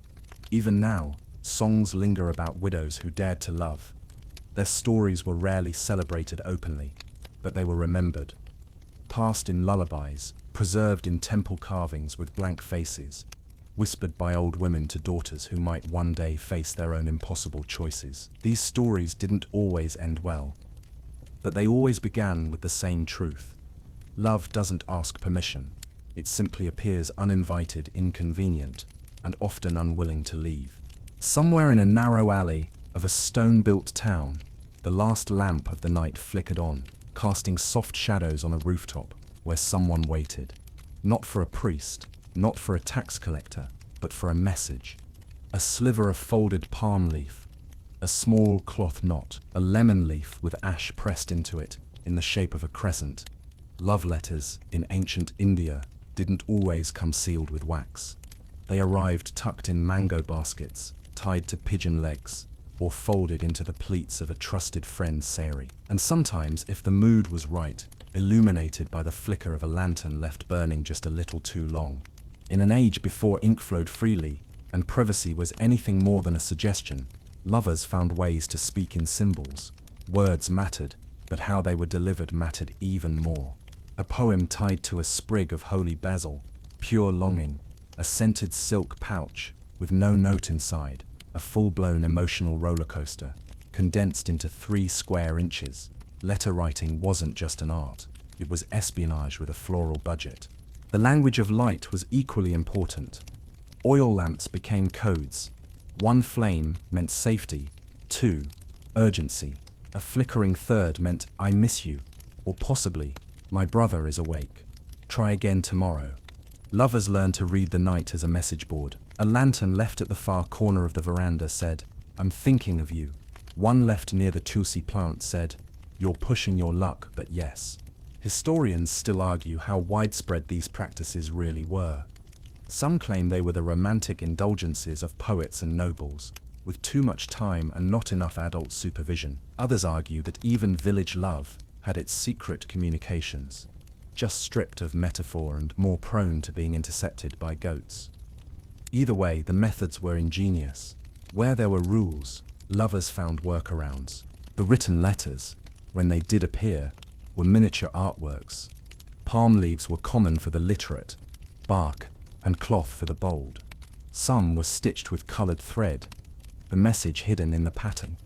Ink was made from soot, berry juice, or charcoal mixed with coconut oil, anything available that wouldn't fade in the heat or smudge during a sprint through narrow streets. Occasionally, letters were scented, jasmine for affection, rose for apology, musk for, well, intense feelings. Highly subjective, but the point got across. A particularly bold tradition emerged around folded betel leaves. They served as love notes for the semi-literate or the dangerously impatient. The way the leaf was folded, the side it opened on, even the number of cloves tucked inside, all meant something. 3 cloves, desire, 1 clove, and a pinch of comfort, regret. A betel leaf with nothing but air. That was either deep longing, or someone who forgot to pack a snack. Interpretive nuance was critical. Some couples developed entire systems, taught only to each other. A specific bird call in the evening, a flower left at a doorstep, a borrowed poem recited with a wink too deliberate to ignore. One fringe account from temple archives tells of 2 lovers who exchanged messages by writing in the dust on opposite sides of a clay pot. Invisible until cleaned, romantic until the pot fell off a shelf and shattered the whole narrative. The couriers of these messages were just as crucial. Maids, cousins, and neighbors, with flexible morals, became the secret backbone of every thriving romantic correspondence network. Bribes came in the form of bangles, sweets, or the promise of being first to hear the next chapter of the drama. Risky? Absolutely, but also irresistible. Many a marriage was brokered by a girl who just happened to deliver a note while pretending to return a ladle. Temples, again, became critical junctions for these emotional transmissions. Offerings were placed in pre-arranged corners, a flower garland tied with an extra knot, a coconut split slightly to reveal a token. In larger temples, message drop locations were so well established that elders probably knew and simply pretended not to. One might imagine a priest lighting incense while tactfully ignoring the mango leaf with unmistakable calligraphy sticking out of the flower bowl. Sometimes, lovers turned to music. A flute played in a certain raga at a specific hour wasn't just aesthetic, it was a message. I'm here. Or, you weren't at the well today. Or, in the case of one famous tale, I have rewritten the entire 5th verse of our favorite love song to include your name, and I dare you to catch it. That performance ended with blushing, applause, and several aunts faking ignorant. Of course, not all messages arrived at the right time. Some were delayed, intercepted, or misunderstood entirely. One recorded misunderstanding involves a lantern blown out by a gust of wind, resulting in a 3-day feud that was only resolved when a mutually trusted parrot repeated the last stanza of an earlier letter during an afternoon rain. And yes, the parrot got extra mango that day. Occasionally, the letters themselves became cherished relics, hidden in dowry trunks, tucked into folded shawls, or passed down like charms.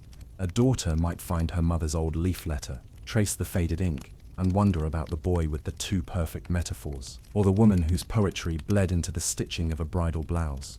Emotions didn't expire, they just folded themselves into fabric and waited. Even now, echoes of this secret communication remain.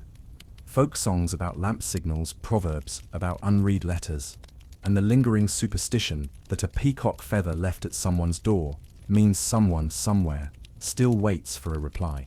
And maybe that's the quiet magic of these messages, not that they were sent or even received, but that they were ever crafted at all. In a world full of silence, someone dared to fold their heart into a leaf and hope. Somewhere behind thick walls and heavier curtains, a queen adjusted her jewelry with a sigh sharp enough to cut through silk. In the same palace, a nobleman smoothed his hair, muttered a prayer to any god within earshot, and mentally rehearsed a compliment that wouldn't sound like flattery, treason, or both. Love in royal chambers didn't look like poetry under moonlight. It looked like chess, played with silk scarves, veiled warnings, and occasionally state secrets whispered between sips of saffron milk. The royal bedchamber, officially a place of rest, was often a war room in disguise. Not all relationships inside palaces were romantic, but when they were rarely simple. Love intertwined with ambition, affection tangled with alliance, and no one quite trusted anyone enough to fall headfirst without checking for a dagger under the cushion. Kings had multiple wives, sometimes for love, often for treaties. Each wife came with her own agenda, her own staff, her own horoscope, usually backed by a province full of expectant relatives. A queen who managed to secure a king's affection also had to secure his attention, his loyalty, and ideally control over which chamber he visited most often. Flirting in this environment wasn't cute. It was a power move performed with the grace of a dancer and the foresight of a battle tactician. That said, love did happen. Even within these gilded arrangements, real affection sometimes emerged. A queen who knew which verses calmed her husband's temper, a king who insisted on breakfast with one consort every day, despite palace schedules bristling with urgent scrolls and mild rebellions. These small rituals mattered. They carved space for something soft amid all the hard negotiations of power. And not all love was between husband and wife. Palace life brought together dancers, guards, poets, physicians, and countless others, some noble-born, many not. Glances crossed ranks. Forbidden attachments flickered like oil lamps left burning a little too long. A palace servant carrying messages might also carry feelings. A visiting poet might recite a verse that landed just a little too close to someone's heart. In a place where personal emotion was meant to be buried beneath silk and incense, it sometimes bubbled up anyway. Historians still debate the authenticity of some of these romantic tales. Did queens truly fall in love with bodyguards? Did poets pine for princesses behind a mask of metaphors? Hard evidence is scarce, unless one counts the avalanche of palace gossip recorded by bored scribes with too much time and an excellent ear for scandal. Still, the patterns repeat: longing beneath duty, attraction camouflaged as loyalty, intimacy performed in the theater of propriety. Letters and gifts remained central, though the stakes were higher. One poorly phrased message could end not with heartbreak, but with exile. Or worse, reassignment to the elephant stables. So romantic tokens were wrapped in layers of innocence. A carved mirror, a vial of scent, a chess piece left on a cushion. Bishop, if someone was feeling subtle. Queen, if they were ready to stir up speculation. One particularly bold anecdote involves a consort who learned to code her embroidery. Each flower motif corresponded to a stanza in a poem. The king, reportedly, caught on after 5 months, and responded by gifting her an anklet inscribed with the final line. Whether this was genuine affection or highly coordinated pillow diplomacy remains unclear. Jealousy, too, had its seat at the royal table. One queen's promotion often meant another's demotion.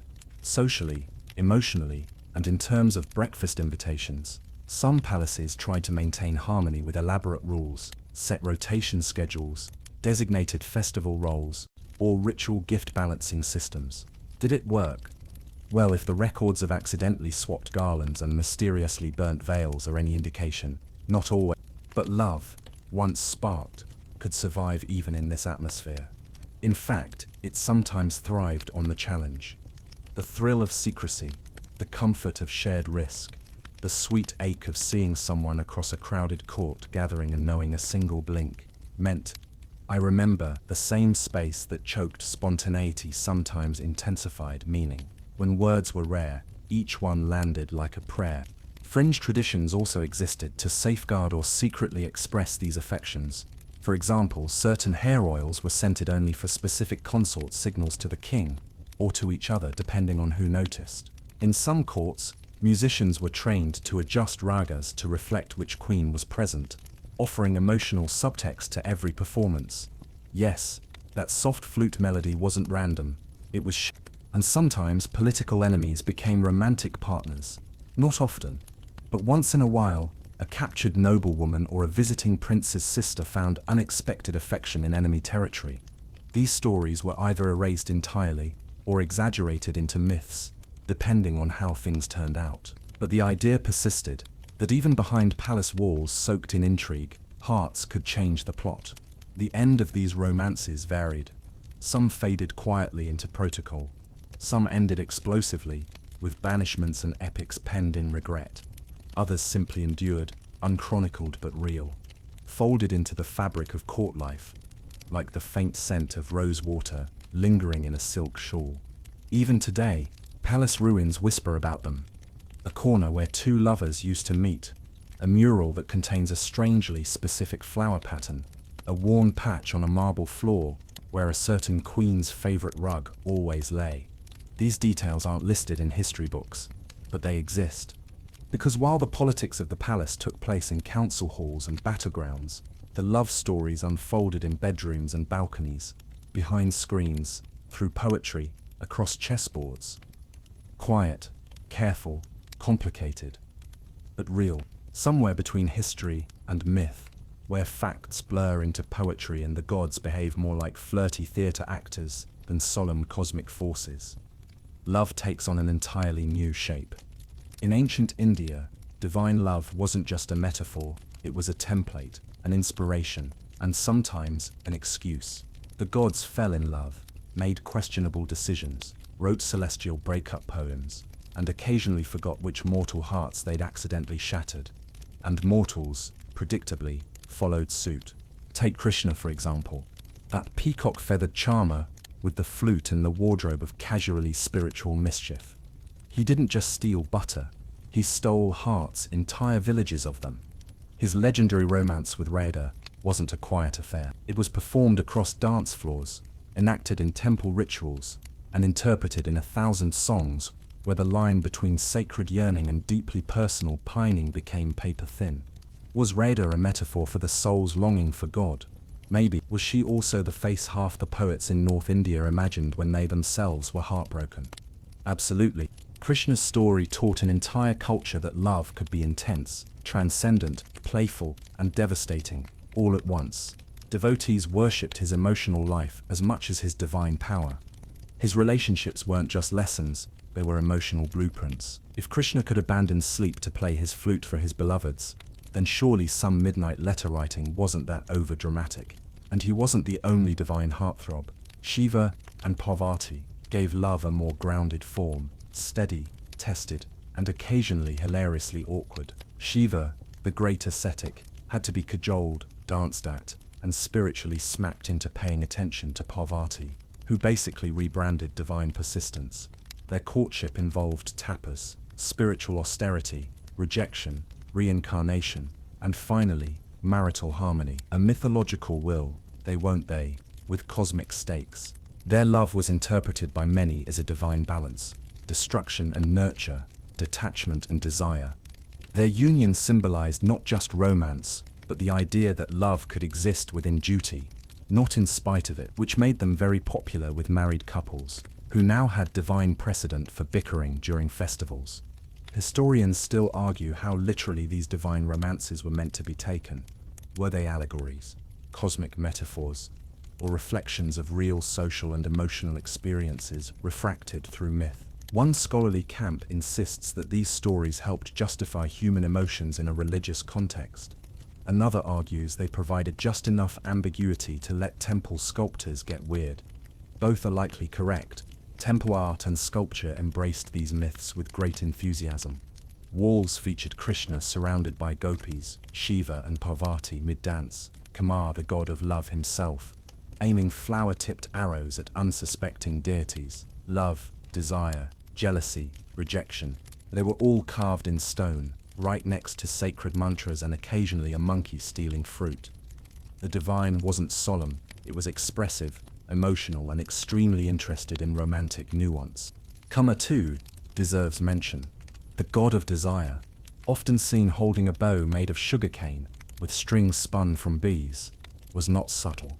He once tried to shoot an arrow at Shiva to make him fall in love. It worked briefly, until Shiva opened his third eye and vaporized Kama on the spot. Moral: never flirt with an ascetic during meditation. Also, love comes with risk, even for immortals. But Kama wasn't gone forever. His wife, Rati, goddess of passion and persistence, performed penance so intense it broke divine protocol, and Kama was later reborn. Together, their tale became the mythological foundation for the idea that love could survive death, disapproval, and fire eyes. A comforting thought for anyone who's ever been ghosted after 2 promising dates.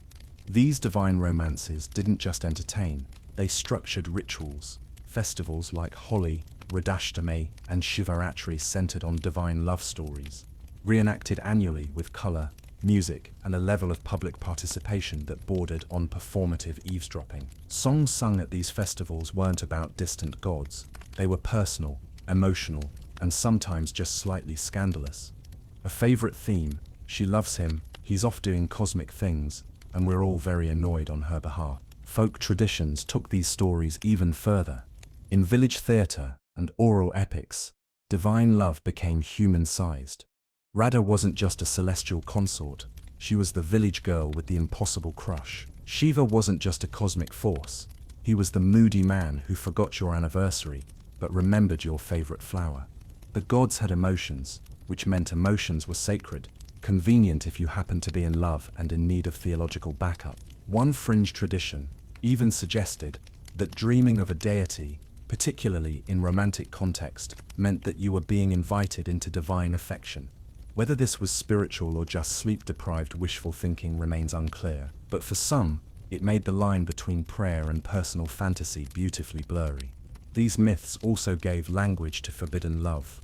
If Krishna could love Radha outside of marriage, then surely a potter's daughter and a merchant's son had at least a metaphysical excuse. If Parvati could wait lifetimes for Shiva, then maybe a year-long absence due to a family feud wasn't such a tragedy. The gods made mistakes. The gods changed their minds. The gods fell in love across realms. So what if a few mortals did the same? Even now, many love letters in India start with divine names. Temples remain spots for first meetings, secret glances, and wishful prayers that he might notice. Because in the end, divine stories weren't just scripture, they were mirrors. If the gods felt this much, mortals had permission to feel too. Loudly, softly, inconveniently, desperately. After all, when the heavens are this emotionally messy, who are humans to keep things tidy? The bride stood at the center of it all. Hinnered hands, dowry trunks groaning under the weight of brass and expectations, and a fixed smile that had seen 5 hours of ceremonies and exactly 0 chances to breathe. Around her, a small economy churned. Musicians played, priests chanted, relatives buzzed like gossip-fueled bees.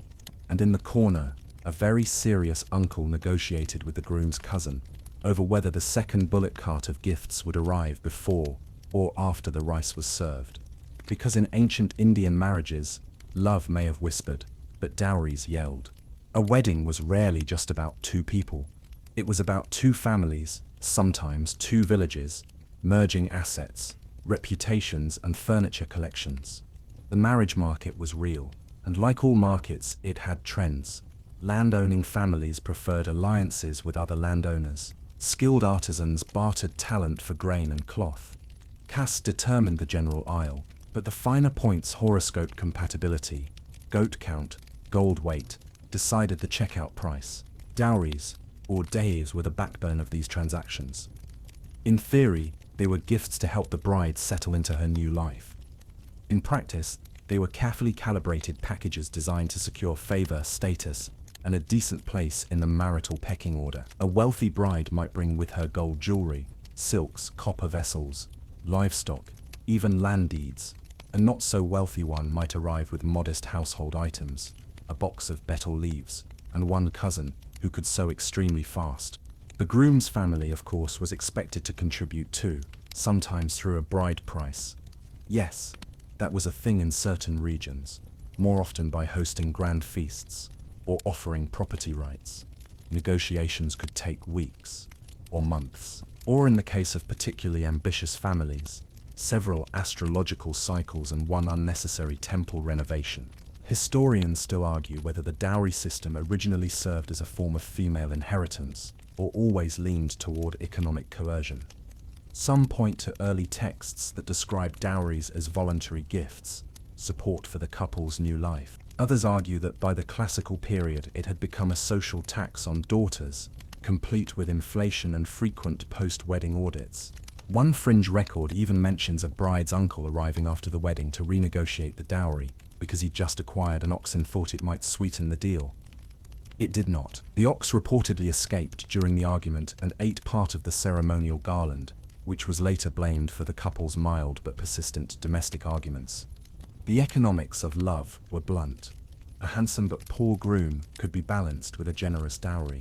A less than socially skilled bride might be pitched as an asset because of her family's impressive mango orchard. It was matchmaking, but with spreadsheets and without the benefit of therapy. Still, not every marriage was reduced to numbers. Behind the transactions, people tried to find affection. A bride might not know her groom well, but a kind gesture during the ceremony, a shared joke, a promise whispered during the garland exchange, could plant the seed of genuine connection, and if not love, at least mutual tolerance, which, as any long-married couple will tell you, is 90% of the game. The wedding itself was theatrical, symbolic, and endlessly choreographed.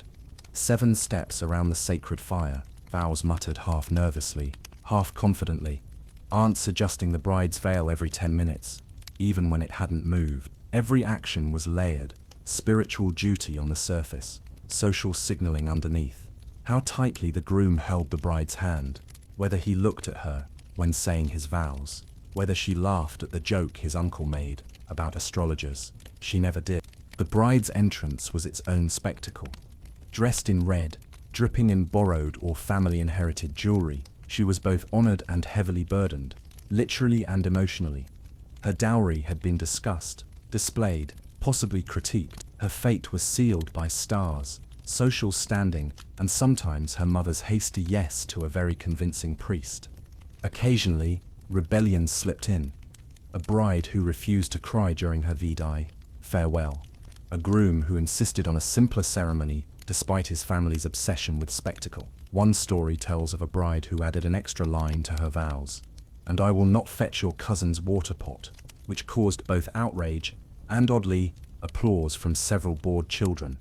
And yet, amid all the ritual and chaos, emotions did surface, a trembling hand during the rice offering, a glance across the fire that lingered, a father struggling to let go during the final blessing.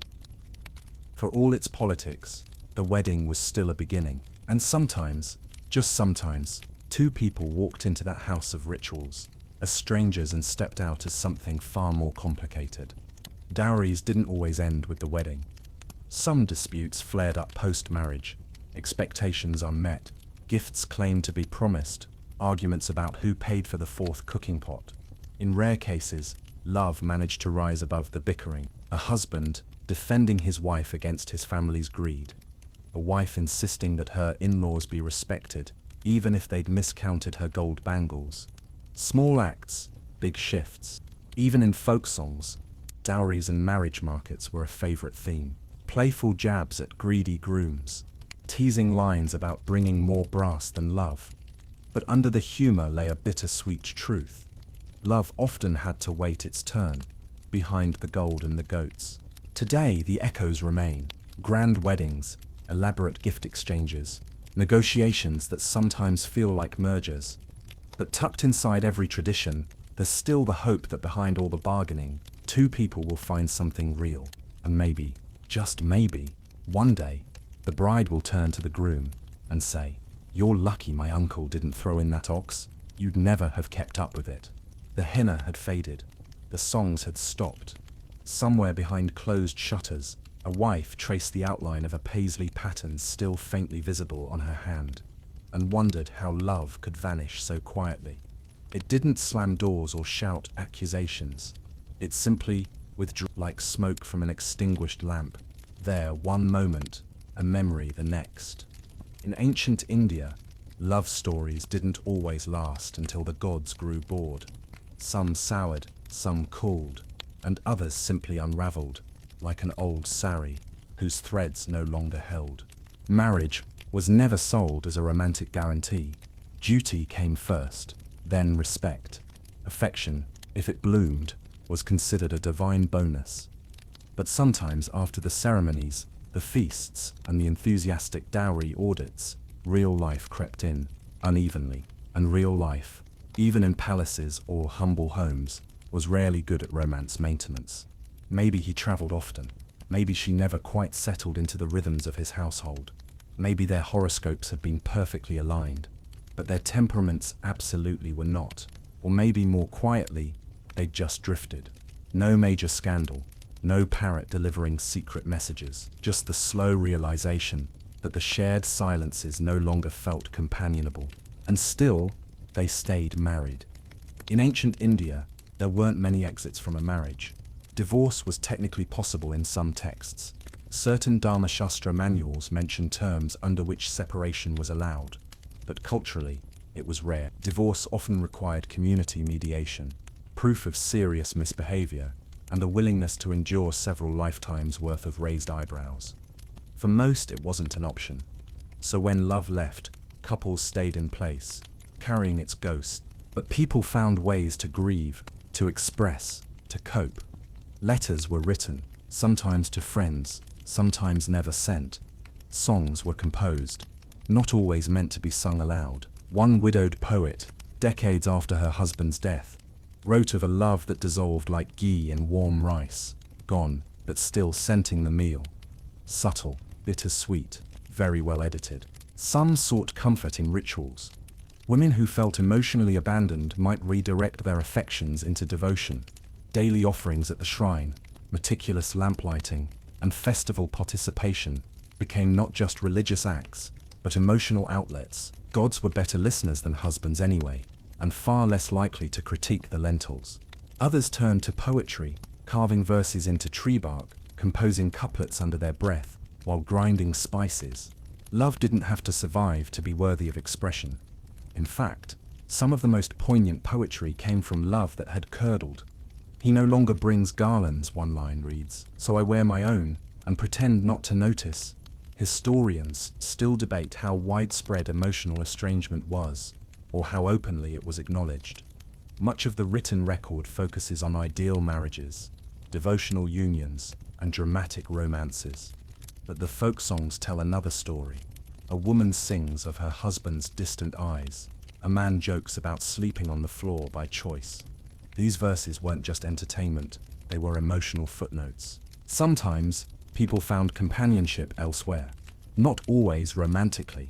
A woman might form a deep bond with a friend, a sister-in-law, even a wandering bard who understood her jokes. A man might spend more time with a fellow merchant, a temple attendant, or his own thoughts. These side connections became emotional lifelines, ways to feel seen, to laugh, to remember that the heart still beat even when no one asked how it was doing. One fringe account describes a woman who spent every new moon writing letters to a lover she had never met. She tied them to river reeds and let the current carry them away. When asked why, she reportedly said, "So my words can travel, even if I can't." If that's not heartbreak as performance art, it's hard to say what is. And then there were those who left. Not often, but sometimes.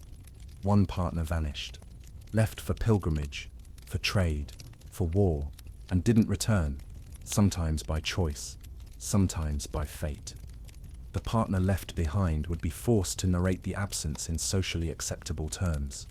He is finding himself. She is at her aunt's. Occasionally, someone admitted the truth. He did not love me. The air in the room would shift. Tea would be poured. No one would say another word. Still, separation didn't always mean bitterness. Some couples negotiated a new normal, an understanding, a peaceful coexistence built on mutual respect, if not affection. They raised children, shared duties, and remembered birthdays, not with passion, but with habit.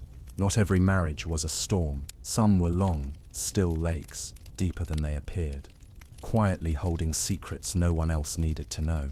Even so, the ache of what could have been lingered, in a bangled wrist never held, in a song heard too late, in the old swing where two people once sat, then didn't. Sometimes, that ache found a creative outlet. Some began sculpting, weaving, painting. Art didn't require explanations. A carved panel showing a woman staring at the moon could mean anything or everything. A sari with too many reds could be fashion, or the memory of a first night never spoken of again. And yet, love had its own afterlife. It resurfaced in dreams, in the smell of sandalwood on someone else, in the unexpected joy of a shared joke, years after everything had gone quiet.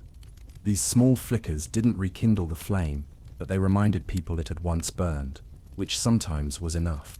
Because even in a culture that praised enduring duty over emotional satisfaction, the heart still wandered, still wondered, still whispered poems into the dark. Even when the henna faded, even when the vows had long since dried into silence, from the moment the cradle rocked beneath a painted ceiling and someone murmured a prayer into a newborn's ear, a child's life in ancient India began inching toward one thing: marriage. Not necessarily love, not freedom, and definitely not casual dating, but the role of a spouse, crafted carefully and with the precision of a family heirloom. A good bride wasn't born, she was built. A good husband, also assembled, preferably with discipline, teeth that weren't alarming, and a functional understanding of how not to offend anyone's grandmother. Training for the role of ideal spouse began alarmingly early. Little girls were taught to balance pots on their heads, not because hydration was chic, but because gracefulness under pressure was practically a virtue. Boys learned recitation, arithmetic, and how to nod respectively, without actually agreeing, vital survival skills for future in-laws and business negotiations alike. Girls were expected to master the domestic arts, cooking, weaving, managing household rituals, and smiling pleasantly while being evaluated by 6 strangers pretending to admire the temple bells. Many were also taught poetry, music, and the delicate art of silence, a skill that was apparently supposed to dazzle husbands. Some rebelled, quietly, by singing louder than necessary, or adding just a bit too much chili to the lentils. Boys, especially those from noble or scholarly families, were sent to gurukuls, learning centers tucked into forests or near temples, where they studied sacred texts, martial arts, and how to look wise in public. Emotional intelligence, not part of the curriculum. Romance advice, only if the Vedas were feeling flirty that day. Still, somewhere between sword drills and Sanskrit, some managed to develop empathy, humor, or rarely both. Historians still debate how much grooming for marriage was standardized. Some texts outline elaborate protocols, what kind of walk to develop, how to wear one's hair, how to serve food in the correct emotional tone. Others suggest much of it was observational. Children learn from watching their parents, older siblings, or particularly dramatic neighbors. In wealthier homes, children were prepped like prized artifacts. Astrology was consulted at birth. Ideal matches were discussed before the child could walk. A particularly auspicious child might receive early training in fine arts, languages, or even diplomacy, not because it was fun, but because it made them marketable. Who wouldn't want a spouse who could quote the Upanishads while painting a mural and calculating land taxes? One fringe account from a coastal region describes girls being trained to read facial expressions, specifically to tell when their future husband was annoyed, but pretending not to be. This was considered essential for maintaining household peace and knowing when to send in the mango pickle. There was a clear emotional tone to this preparation. Duty first, feelings later. Marriage wasn't supposed to be fireworks. It was supposed to be sturdy, enduring. The clay pot that held the family's water, not the flower garland that made people giggle during festivals. And yet, Training didn't always work as planned. Some boys, despite excellent tutors, turned out indifferent or disastrously poetic. Some girls, despite flawless saris and sandalwood skills, developed opinions and weren't shy about expressing them. Not every child wanted to become someone else's perfect half. And even among those who tried, life rarely unfolded according to script. Still, the preparation continued, season after season. Girls practiced singing during full moon nights. Boys practiced archery in ceremonial gardens while pretending not to notice the audience. Siblings teased, parents instructed, elders observed like casting agents with long memories and longer expectations. The wedding was the test, but the real exam came afterward. Adjusting to in-laws, running a household, managing egos, surviving childbearing, enduring droughts, taxes, emotional misfires, and the haunting suspicion that one's spouse might never really understand that joke about the temple cow. And some succeeded. Spectacularly, quietly, lovingly. A husband who remembered which flower she liked in her hair. A wife who knew when to leave his favorite sweet by the window without asking questions. These weren't grand romantic gestures. These were small, durable kindnesses, the kind that didn't get sung about, but lasted longer than most songs. Others found comfort in their skills. A wife who ran a household like a palace. A husband who read bedtime stories with the same voice he used for royal proclamations. Training didn't guarantee love, but it gave people a language to speak with, and sometimes that was enough to build something real. Of course, not everyone used their training conventionally. Some walked away from marriage entirely, becoming monks, healers, teachers, or poets. They repurposed those early lessons into new lives, where their understanding of partnership became friendship, mentorship, or art. Even now, echoes of this preparation remain. In lullabies that hint at future weddings, in aunties who evaluate toddler temperaments for matrimonial potential, in the way family recipes carry, not just flavor, but emotional strategies for coexisting under the same roof for 50 years. Because ancient India didn't just imagine love as thunderbolts and longing glances. It imagined it as something people could be taught to endure, enjoy, and grow into. Not because it was easy, but because it was important. So somewhere, under a mango tree, a grandmother once tied a child's anklets and whispered, "Walk with grace, speak with warmth, and for heaven's sake, never serve overcooked rice." Because that, apparently, was how love was built. The sun climbed high over the village roofs, casting shadows where none were needed. In one such shadow sat someone who had not married, not for lack of beauty, wit, or opportunity, but for reasons that didn't always make it into temple records or family gossip. There they were, stringing beads, tending herbs, laughing too loudly at someone else's story, and occasionally glancing at couples with a mixture of amusement and something harder to name. In ancient India, not everyone walked the garlanded path to marriage. Some stood beside it, quietly holding a different kind of longing. There were many such people, never quite gathered into one category. Widows who never remarried, men whose duties or temperaments never led them to wed, scholars who chose books over beds, women who by accident or defiance simply stayed in their father's home until everyone stopped asking. Some were quietly respected, others gently pitied, a few outright resented for dodging the collective expectation of coupling up and settling down. The reasons varied. For some, the match never came, a horoscope deemed unlucky, a sibling's marriage took priority, a dowry couldn't be mustered. For others, the reason was less explainable, a private grief, a sense of misfit, a pull towards solitude. Perhaps the right person never appeared, or did, and left. Historians still argue whether this class of the unmarried formed a coherent social group or were simply scattered exceptions. But evidence from folk songs, plays, and village records suggests that their presence was quietly acknowledged, even accommodated. Certain rituals excluded them, others required their participation.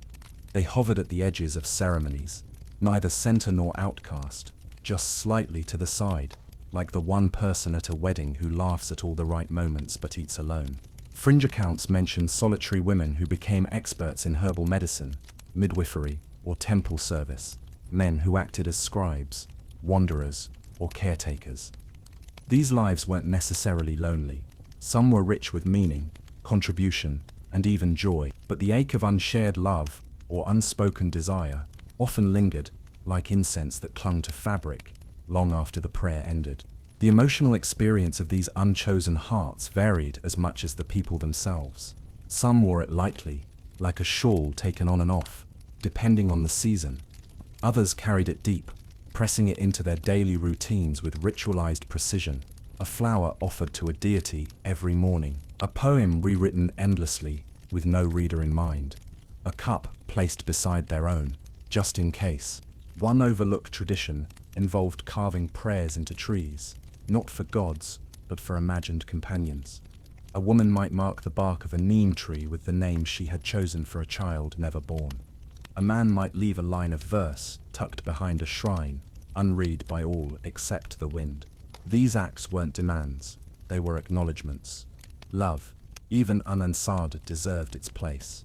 Stories of unwed devotion appeared in ancient literature, often in the form of the pining ascetic or the misunderstood widow. But real-life examples were less dramatic. They were people who learned to navigate a life of side roles, devoted aunts, generous uncles, wise neighbors. They weren't tragic, they were simply not chosen, or had chosen differently. Some found love, just not the kind that came with wedding drums. Deep friendships, soul bonds, quiet alliances. Two women who shared a house and a garden for 50 years. Two men who exchanged letters from opposite ends of the kingdom, each one folded with tenderness too careful to name. Society might not have known what to call them, but the heart doesn't always need a label to feel full. Of course, gossip fluttered. A woman too cheerful in her singlehood must be hiding something. A man who didn't remarry after loss was either saint or fool. Neighbors invented stories to fill the quiet. She's waiting for a pilgrim to return. He once loved a dancer. She was cursed by a mango tree. And perhaps the stories weren't true, but they gave shape to the ache everyone could feel but no one dared name. And yet, not all stories ended in quiet longing. Some grew fierce. An unmarried woman who ran her household like a dynasty. A childless man who raised 5 nephews as his own. These figures defied the narrative that love only came in romantic pairs. Their love was spread wide, through food, through stories, through laughter, given away freely to anyone who needed it.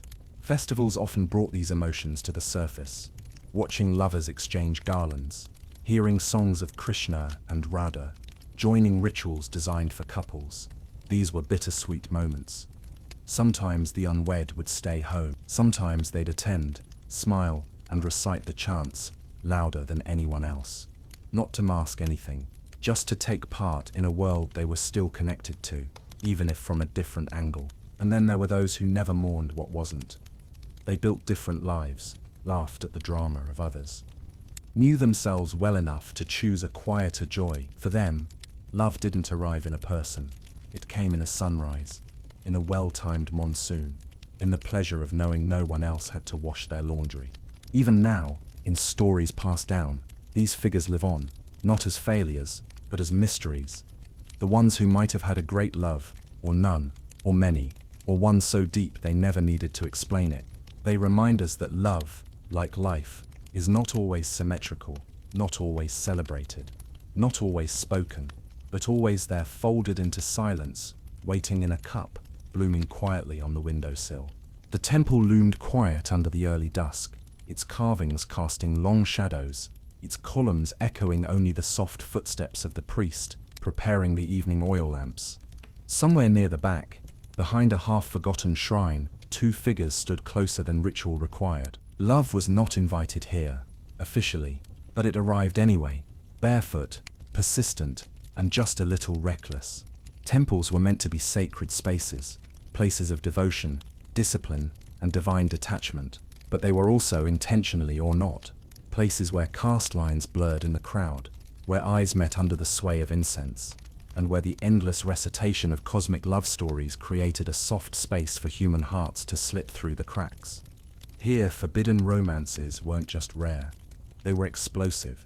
Love across caste lines, between initiates and devotees, or between 2 people who technically shouldn't have been in the same prayer hall. That was more than frowned upon. It was considered social fire. But the thing about fire, it draws people in. Historians still debate how common such temple romances were. Officially, they're nearly invisible in records. But oral traditions, folk songs, and suspiciously detailed mural depictions tell a different story. Love, it seems, found a way into the sanctum even when everyone pretended it hadn't. One classic tale speaks of a Brahmin priest's daughter and the stonemason's apprentice who worked on temple repairs. Their conversations began with sculpture, forms of deities, curves of pillars, and slowly shifted into poetry, smuggled through clay bowls and flower offerings. When caught, they were separated. But for decades, local legend says she left a marigold by the base of a lion, carving every full moon. No one ever touched it. Temples, ironically, were full of love stories in their mythology. Shiva and Parvati, Krishna and Radha, Rama and Sita, epic romances carved in stone, painted in vivid mural form, and chanted daily. Worshippers absorbed these stories as spiritual truths, but also as emotional templates, and in the quiet hours between rituals, those templates became blueprints for real feelings. For some, love bloomed within the rules, but just barely. Two musicians assigned to different temple duties might find harmony outside rehearsal. A dancer and a visiting scholar might discuss devotional texts a little too passionate. Conversations about divine longing, especially those involving Radha's eternal yearning, offered just enough metaphor to conceal very earthly emotions. The caste system made these entanglements especially dangerous. A Brahmin caught in romance with a lower caste devotee risked not just family shame, but ritual defilement. A woman who fell for a priest might be accused of seduction, or worse. But love didn't ask for permission. It showed up like a drumbeat during prayer, insistent, emotional, utterly inappropriate. And then there were the rebel hearts. Some lovers used the temple structure to their advantage. Secret notes left in offering bowls, rendezvous, in the shadow of the bell tower. One fringe tale tells of a couple who exchanged words via echo, standing at opposite ends of a stone hallway where whispers carried better than pigeons. Risky, yes. Poetic, obviously. Certain temples were known for being more relaxed.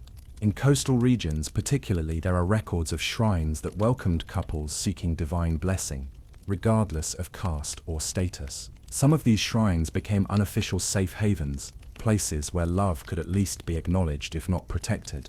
But they were the exception. Most temple romances ended one of three ways: silence, separation, or sanctification. In rare cases, the couple fled, seeking shelter in another village, joining a traveling troupe, or claiming divine visions as justification. A few became wandering mystics, their love transformed into a shared spiritual journey.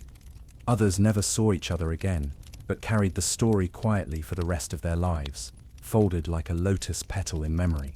Temple authorities varied in their response. Some turned a blind eye, others enforced strict separation. There's a single record of a temple committee assigning a romantic offender to deep cleaning duty for a full year, a punishment both humbling and deeply symbolic, nothing like scrubbing sacred floors to make one question the wisdom of stolen glances. And yet, devotion and love weren't always in conflict. Some lovers framed their bond as spiritual companionship. They quoted verses about bhakti devotion as a metaphor for their connection. "My love for him," one woman reportedly said, "is like the gopis' love for Krishna. It's not impurity, it's surrender." Of course, her aunt did not agree. Even in art, these tensions show. Temple carvings of celestial nymphs and divine lovers are often strikingly human, expressions soft, postures suggestive, bodies leaning into each other with familiarity that feels real. Scholars still debate whether these depictions were symbolic, aspirational, or quiet nods to the temple's own unrecorded romances. Some temples became linked with legendary love stories, attracting pilgrims who came not just to pray but to remember. Offerings were made not for wealth or sons, but for a glimpse of a lost beloved. Even today, a few shrines in India are believed to grant romantic wishes, no documentation required, just belief, and maybe a flower placed just so on the altar. Love in sacred places wasn't just transgressive, it was transformative. It tested the limits of tradition. challenged hierarchies, and left echoes in spaces meant to be silent. Not all these stories ended happily. Most did, but they carved something permanent into the hearts of those who lived them. And perhaps into the stone as well. Markets buzzed, bazaars spilled their colors, and the scent of spices mingled with the murmur of negotiation. In this vibrant chaos, love didn't hide. It bargained, bartered, and sometimes downright bribed its way into daily life. Marketplace romances were less about grand poetry and more about quick glances over baskets of turmeric, secret smiles exchanged while weighing saffron, and the art of subtle touch beneath folded cloth. Not quite palace intrigue, not quite village gossip, but something utterly, beautifully human. In the marketplace, people from all castes and backgrounds mingled in ways the strict social order rarely allowed elsewhere. Merchants, farmers, artisans, and travelers crossed paths, each with goods to sell and stories to tell. Love found its foothold in this space of exchange, where relationships formed not from arranged contracts, but from repeated interactions, shared laughter, and mutual respect for bargaining skills. A woman might notice the boy who always chose the ripest mangoes, or the man who quietly offered a better price to her struggling family. The man might admire the seller who carefully wrapped fragile spices, or smiled despite the dust and chaos. These small moments, the way eyes met over spilled cumin, the way hands brushed while counting coins, became the currency of affection. Historians still debate whether market romances challenged or reinforced caste boundaries. Some suggest marketplaces were zones of social fluidity, where love could cross lines otherwise rigid and unforgiving. Others argue that economic necessity often reinforced status, limiting the reach of such romances. But the stories, the songs sung by wandering minstrels, the whispered ballads of star-crossed traders tell a richer tale. One quirky detail: in some regions, marketplace vendors used coded songs to signal romantic interest. A particular tune played on the flute might mean, "I like you," while a certain drumbeat could warn, "My family is watching." These musical messages were as important as any word exchanged. Love, it seemed, had many dialects. Children growing up in market families learned early how to read these signs. They understood that a shared meal meant more than hunger satisfied, and that a borrowed basket might carry hope as much as goods. Elders, while pretending ignorance, often chuckled knowingly, remembering their own first marketplace glances. The marketplace also hosted festivals and fairs where these informal relationships flourished. During harvest celebrations, young people danced openly, exchanged gifts, and made promises sealed with sticky sweets and hopeful smiles. These events were rare chances to meet beyond family oversight, blending commerce and courtship in a dance older than the stalls themselves. But marketplace love was not without risk. Gossip traveled fast, and reputations could be easily tarnished. A misinterpreted gesture might provoke family intervention or a community scandal. So discretion was prized. Lovers developed clever strategies, messages hidden in spice sacks, meetings arranged by passing traders, playful riddles sung at dawn. It was a game of wit and courage. Sometimes, love blossomed into marriage proposals that surprised families. A humble merchant's son might win the heart of a potter's daughter after years of shared seasons and kindness. Such unions challenged social hierarchies and offered glimpses of a more fluid society. Other times they remained secret, stories whispered over flickering lamps and passed down as folklore. Marketplaces, then, were more than centers of trade. They were crucibles of connection. Here, love was practical and poetic, public and private, fleeting and enduring. The clink of coins was punctuated by the soft footfall of hearts finding their rhythm amid the noise. And so, amid the stalls and spices, the market told its own love stories. Not always grand, not always easy, but always real. The sacred thread ceremony, upanayana, was a rite of passage that marked a boy's entry into adulthood, education, and by extension, eligibility for marriage. The ceremony itself was a complex tapestry of rituals, prayers, and social signals. But beneath the solemn chants and the saffron robes lay a subtle, often unspoken reality. This was the moment when a boy stepped onto the romantic stage, whether he liked it or not. Upanayana wasn't just about spiritual awakening. It was a public announcement that the boy was now a man in the eyes of society, ready to learn, to serve, and yes, to marry. Families began looking for suitable matches, astrologers cast more detailed horoscopes, and neighbors started weaving stories about when he finally chooses a bride. The pressure was immense, and it came early. The ceremony involved wearing the sacred thread, yojinukuvita, which symbolized purity, responsibility, and connection to the divine. For many boys, it was their first formal introduction to the expectations that would shape their adult lives, including the role of husband. Teachers and elders reminded them of their duties, which included not only study and ritual but also forming a household and continuing the family line. Historians still debate how strictly these roles were enforced. Some argue that Upanayana was as much about social control as spiritual growth, imposing a roadmap for life that few dared to deviate from. Others suggest that in practice, boys found room to explore identity, friendship, and even early romantic feelings before being fully locked into adult roles.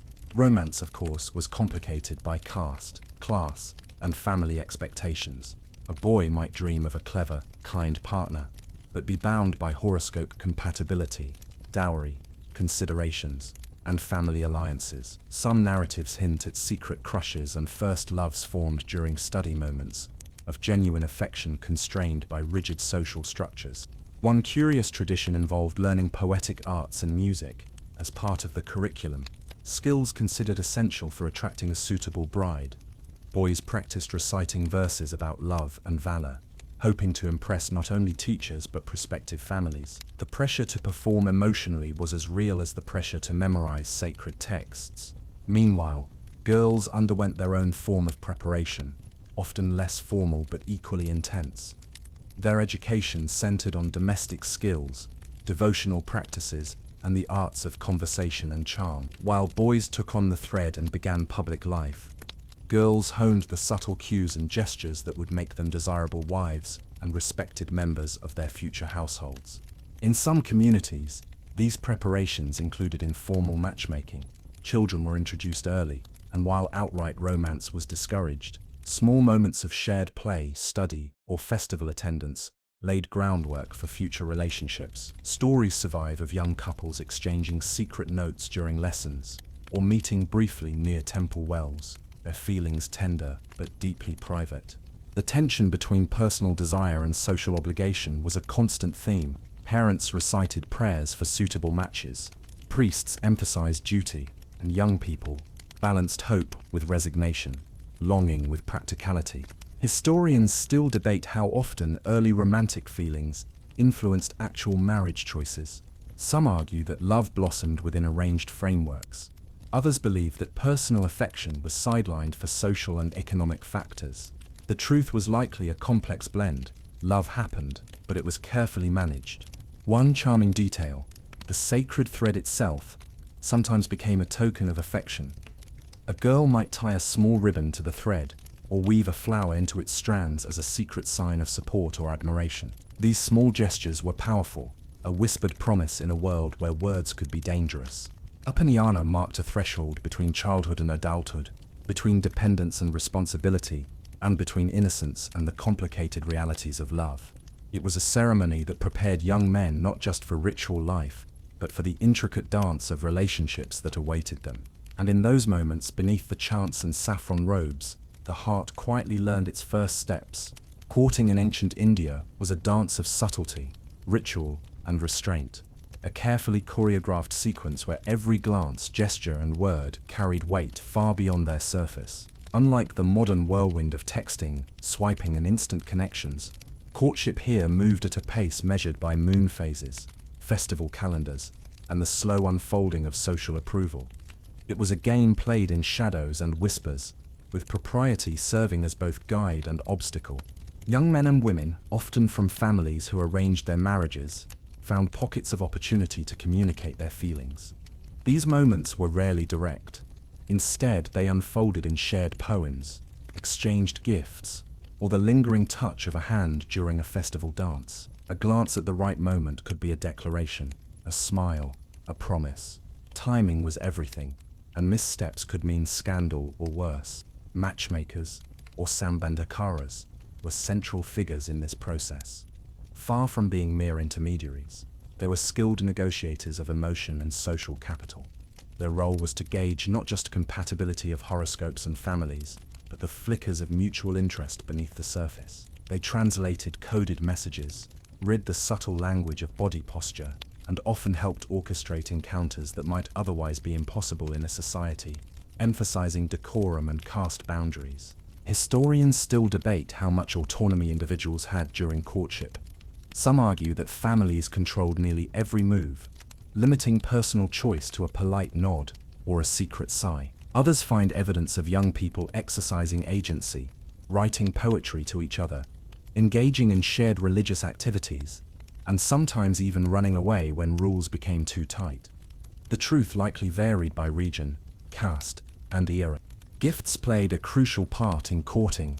A simple flower could mean affection, a piece of embroidered cloth admiration, and an elaborately scented oil, a deep, if carefully concealed, longing. Music and dance, too, were not merely entertainment, but communication. A melody played on a veena might carry a message to a specific listener. A dance step might suggest availability or interest. These art forms allowed emotions to be expressed within the safety of ritual. One charming detail from village traditions: young women would sometimes send folded betel leaves with tiny inscriptions to their preferred suitors. The precise fold and number of cloves inside signaled different messages: hope, rejection, or an invitation to meet under the banyan tree. These tokens functioned as a discreet postal service in a time before letters were common. Courtship often culminated in formal visits between families, where the prospective bride and groom met under watchful eyes. These meetings were fraught with tension, as the young couple balanced expectation and curiosity, tradition and desire. A shared cup of spiced milk, a polite conversation about upcoming festivals, a laugh at an aunt's joke, all became loaded moments in the silent negotiation of consent and affection. While physical contact was generally limited, emotional connection grew in these shared spaces. Over time, stories of couples developing genuine love within arranged frameworks began to circulate, challenging the notion that arranged marriages were loveless. Indeed, many poets and playwrights celebrated the blossoming of affection as a result of patience, understanding, and shared experience. And yet courtship was never without risk. Gossip could damage reputations, family feuds could erupt over perceived slights, and mismatched expectations could derail alliances. Young lovers learned to navigate these waters with care, sometimes using intermediaries, sometimes resorting to secret meetings at festivals or under temple arches. These acts of courage and creativity often became the stuff of legend. Ultimately, courtship in ancient India was a balancing act between individual desire and collective responsibility, between ritual and emotion. It was a dance performed on the tightrope of tradition, requiring both grace and resilience. And as the seasons turned and ceremonies passed, some couples crossed the threshold from whispered glances to shared futures, bound not just by contracts, but by the slow, steady bloom of affection. As night deepened, the village settled into a hush, and lovers whispered beneath starlit skies. A final truth about ancient Indian courtship echoed: love was never just a private affair. It was woven into every aspect of life: ritual, art, family, and even politics. The stories told here, in fleeting glances and carefully composed verses, reflect the complex dance between duty and desire that shaped centuries of human connection. Marriage, courtship, and romance were never simple. They were layered, negotiated, and performed with a mix of reverence and rebellion. From royal courts to village squares, from sacred temples to bustling markets, love expressed itself in myriad ways, sometimes loud and proud, often subtle and restrained, always deeply human. And perhaps most remarkably, despite the constraints of caste, gender, and class, love found ways to bloom. Through secret notes, coded songs, stolen moments by lotus ponds, and the sacred stories of gods who loved fiercely and imperfectly, it survived, it adapted, it thrived. Historians still debate many aspects of ancient Indian romance, from the authenticity of courtship rituals to the lived experiences behind temple dances. But the evidence: painted walls, carved stones, whispered poems, remains. Love was at once an obligation and a mystery, a duty and a delight. Tonight's journey through these stories reveals a world where love was carefully guarded but fiercely felt, where every gesture could carry meaning, every silence could speak volumes, and every heart beat with a hope as enduring as the monsoon rains.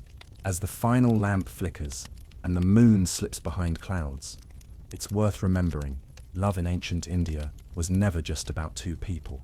It was about community, cosmos, and the delicate balance between tradition and the human need to connect. So, as the night fades toward dawn, let these stories settle softly. Let the echoes of songs and whispered promises drift through your thoughts like the gentle scent of jasmine on a summer breeze. And when the morning comes, carry a little of this ancient love with you, its patience, its poetry, and its quiet power.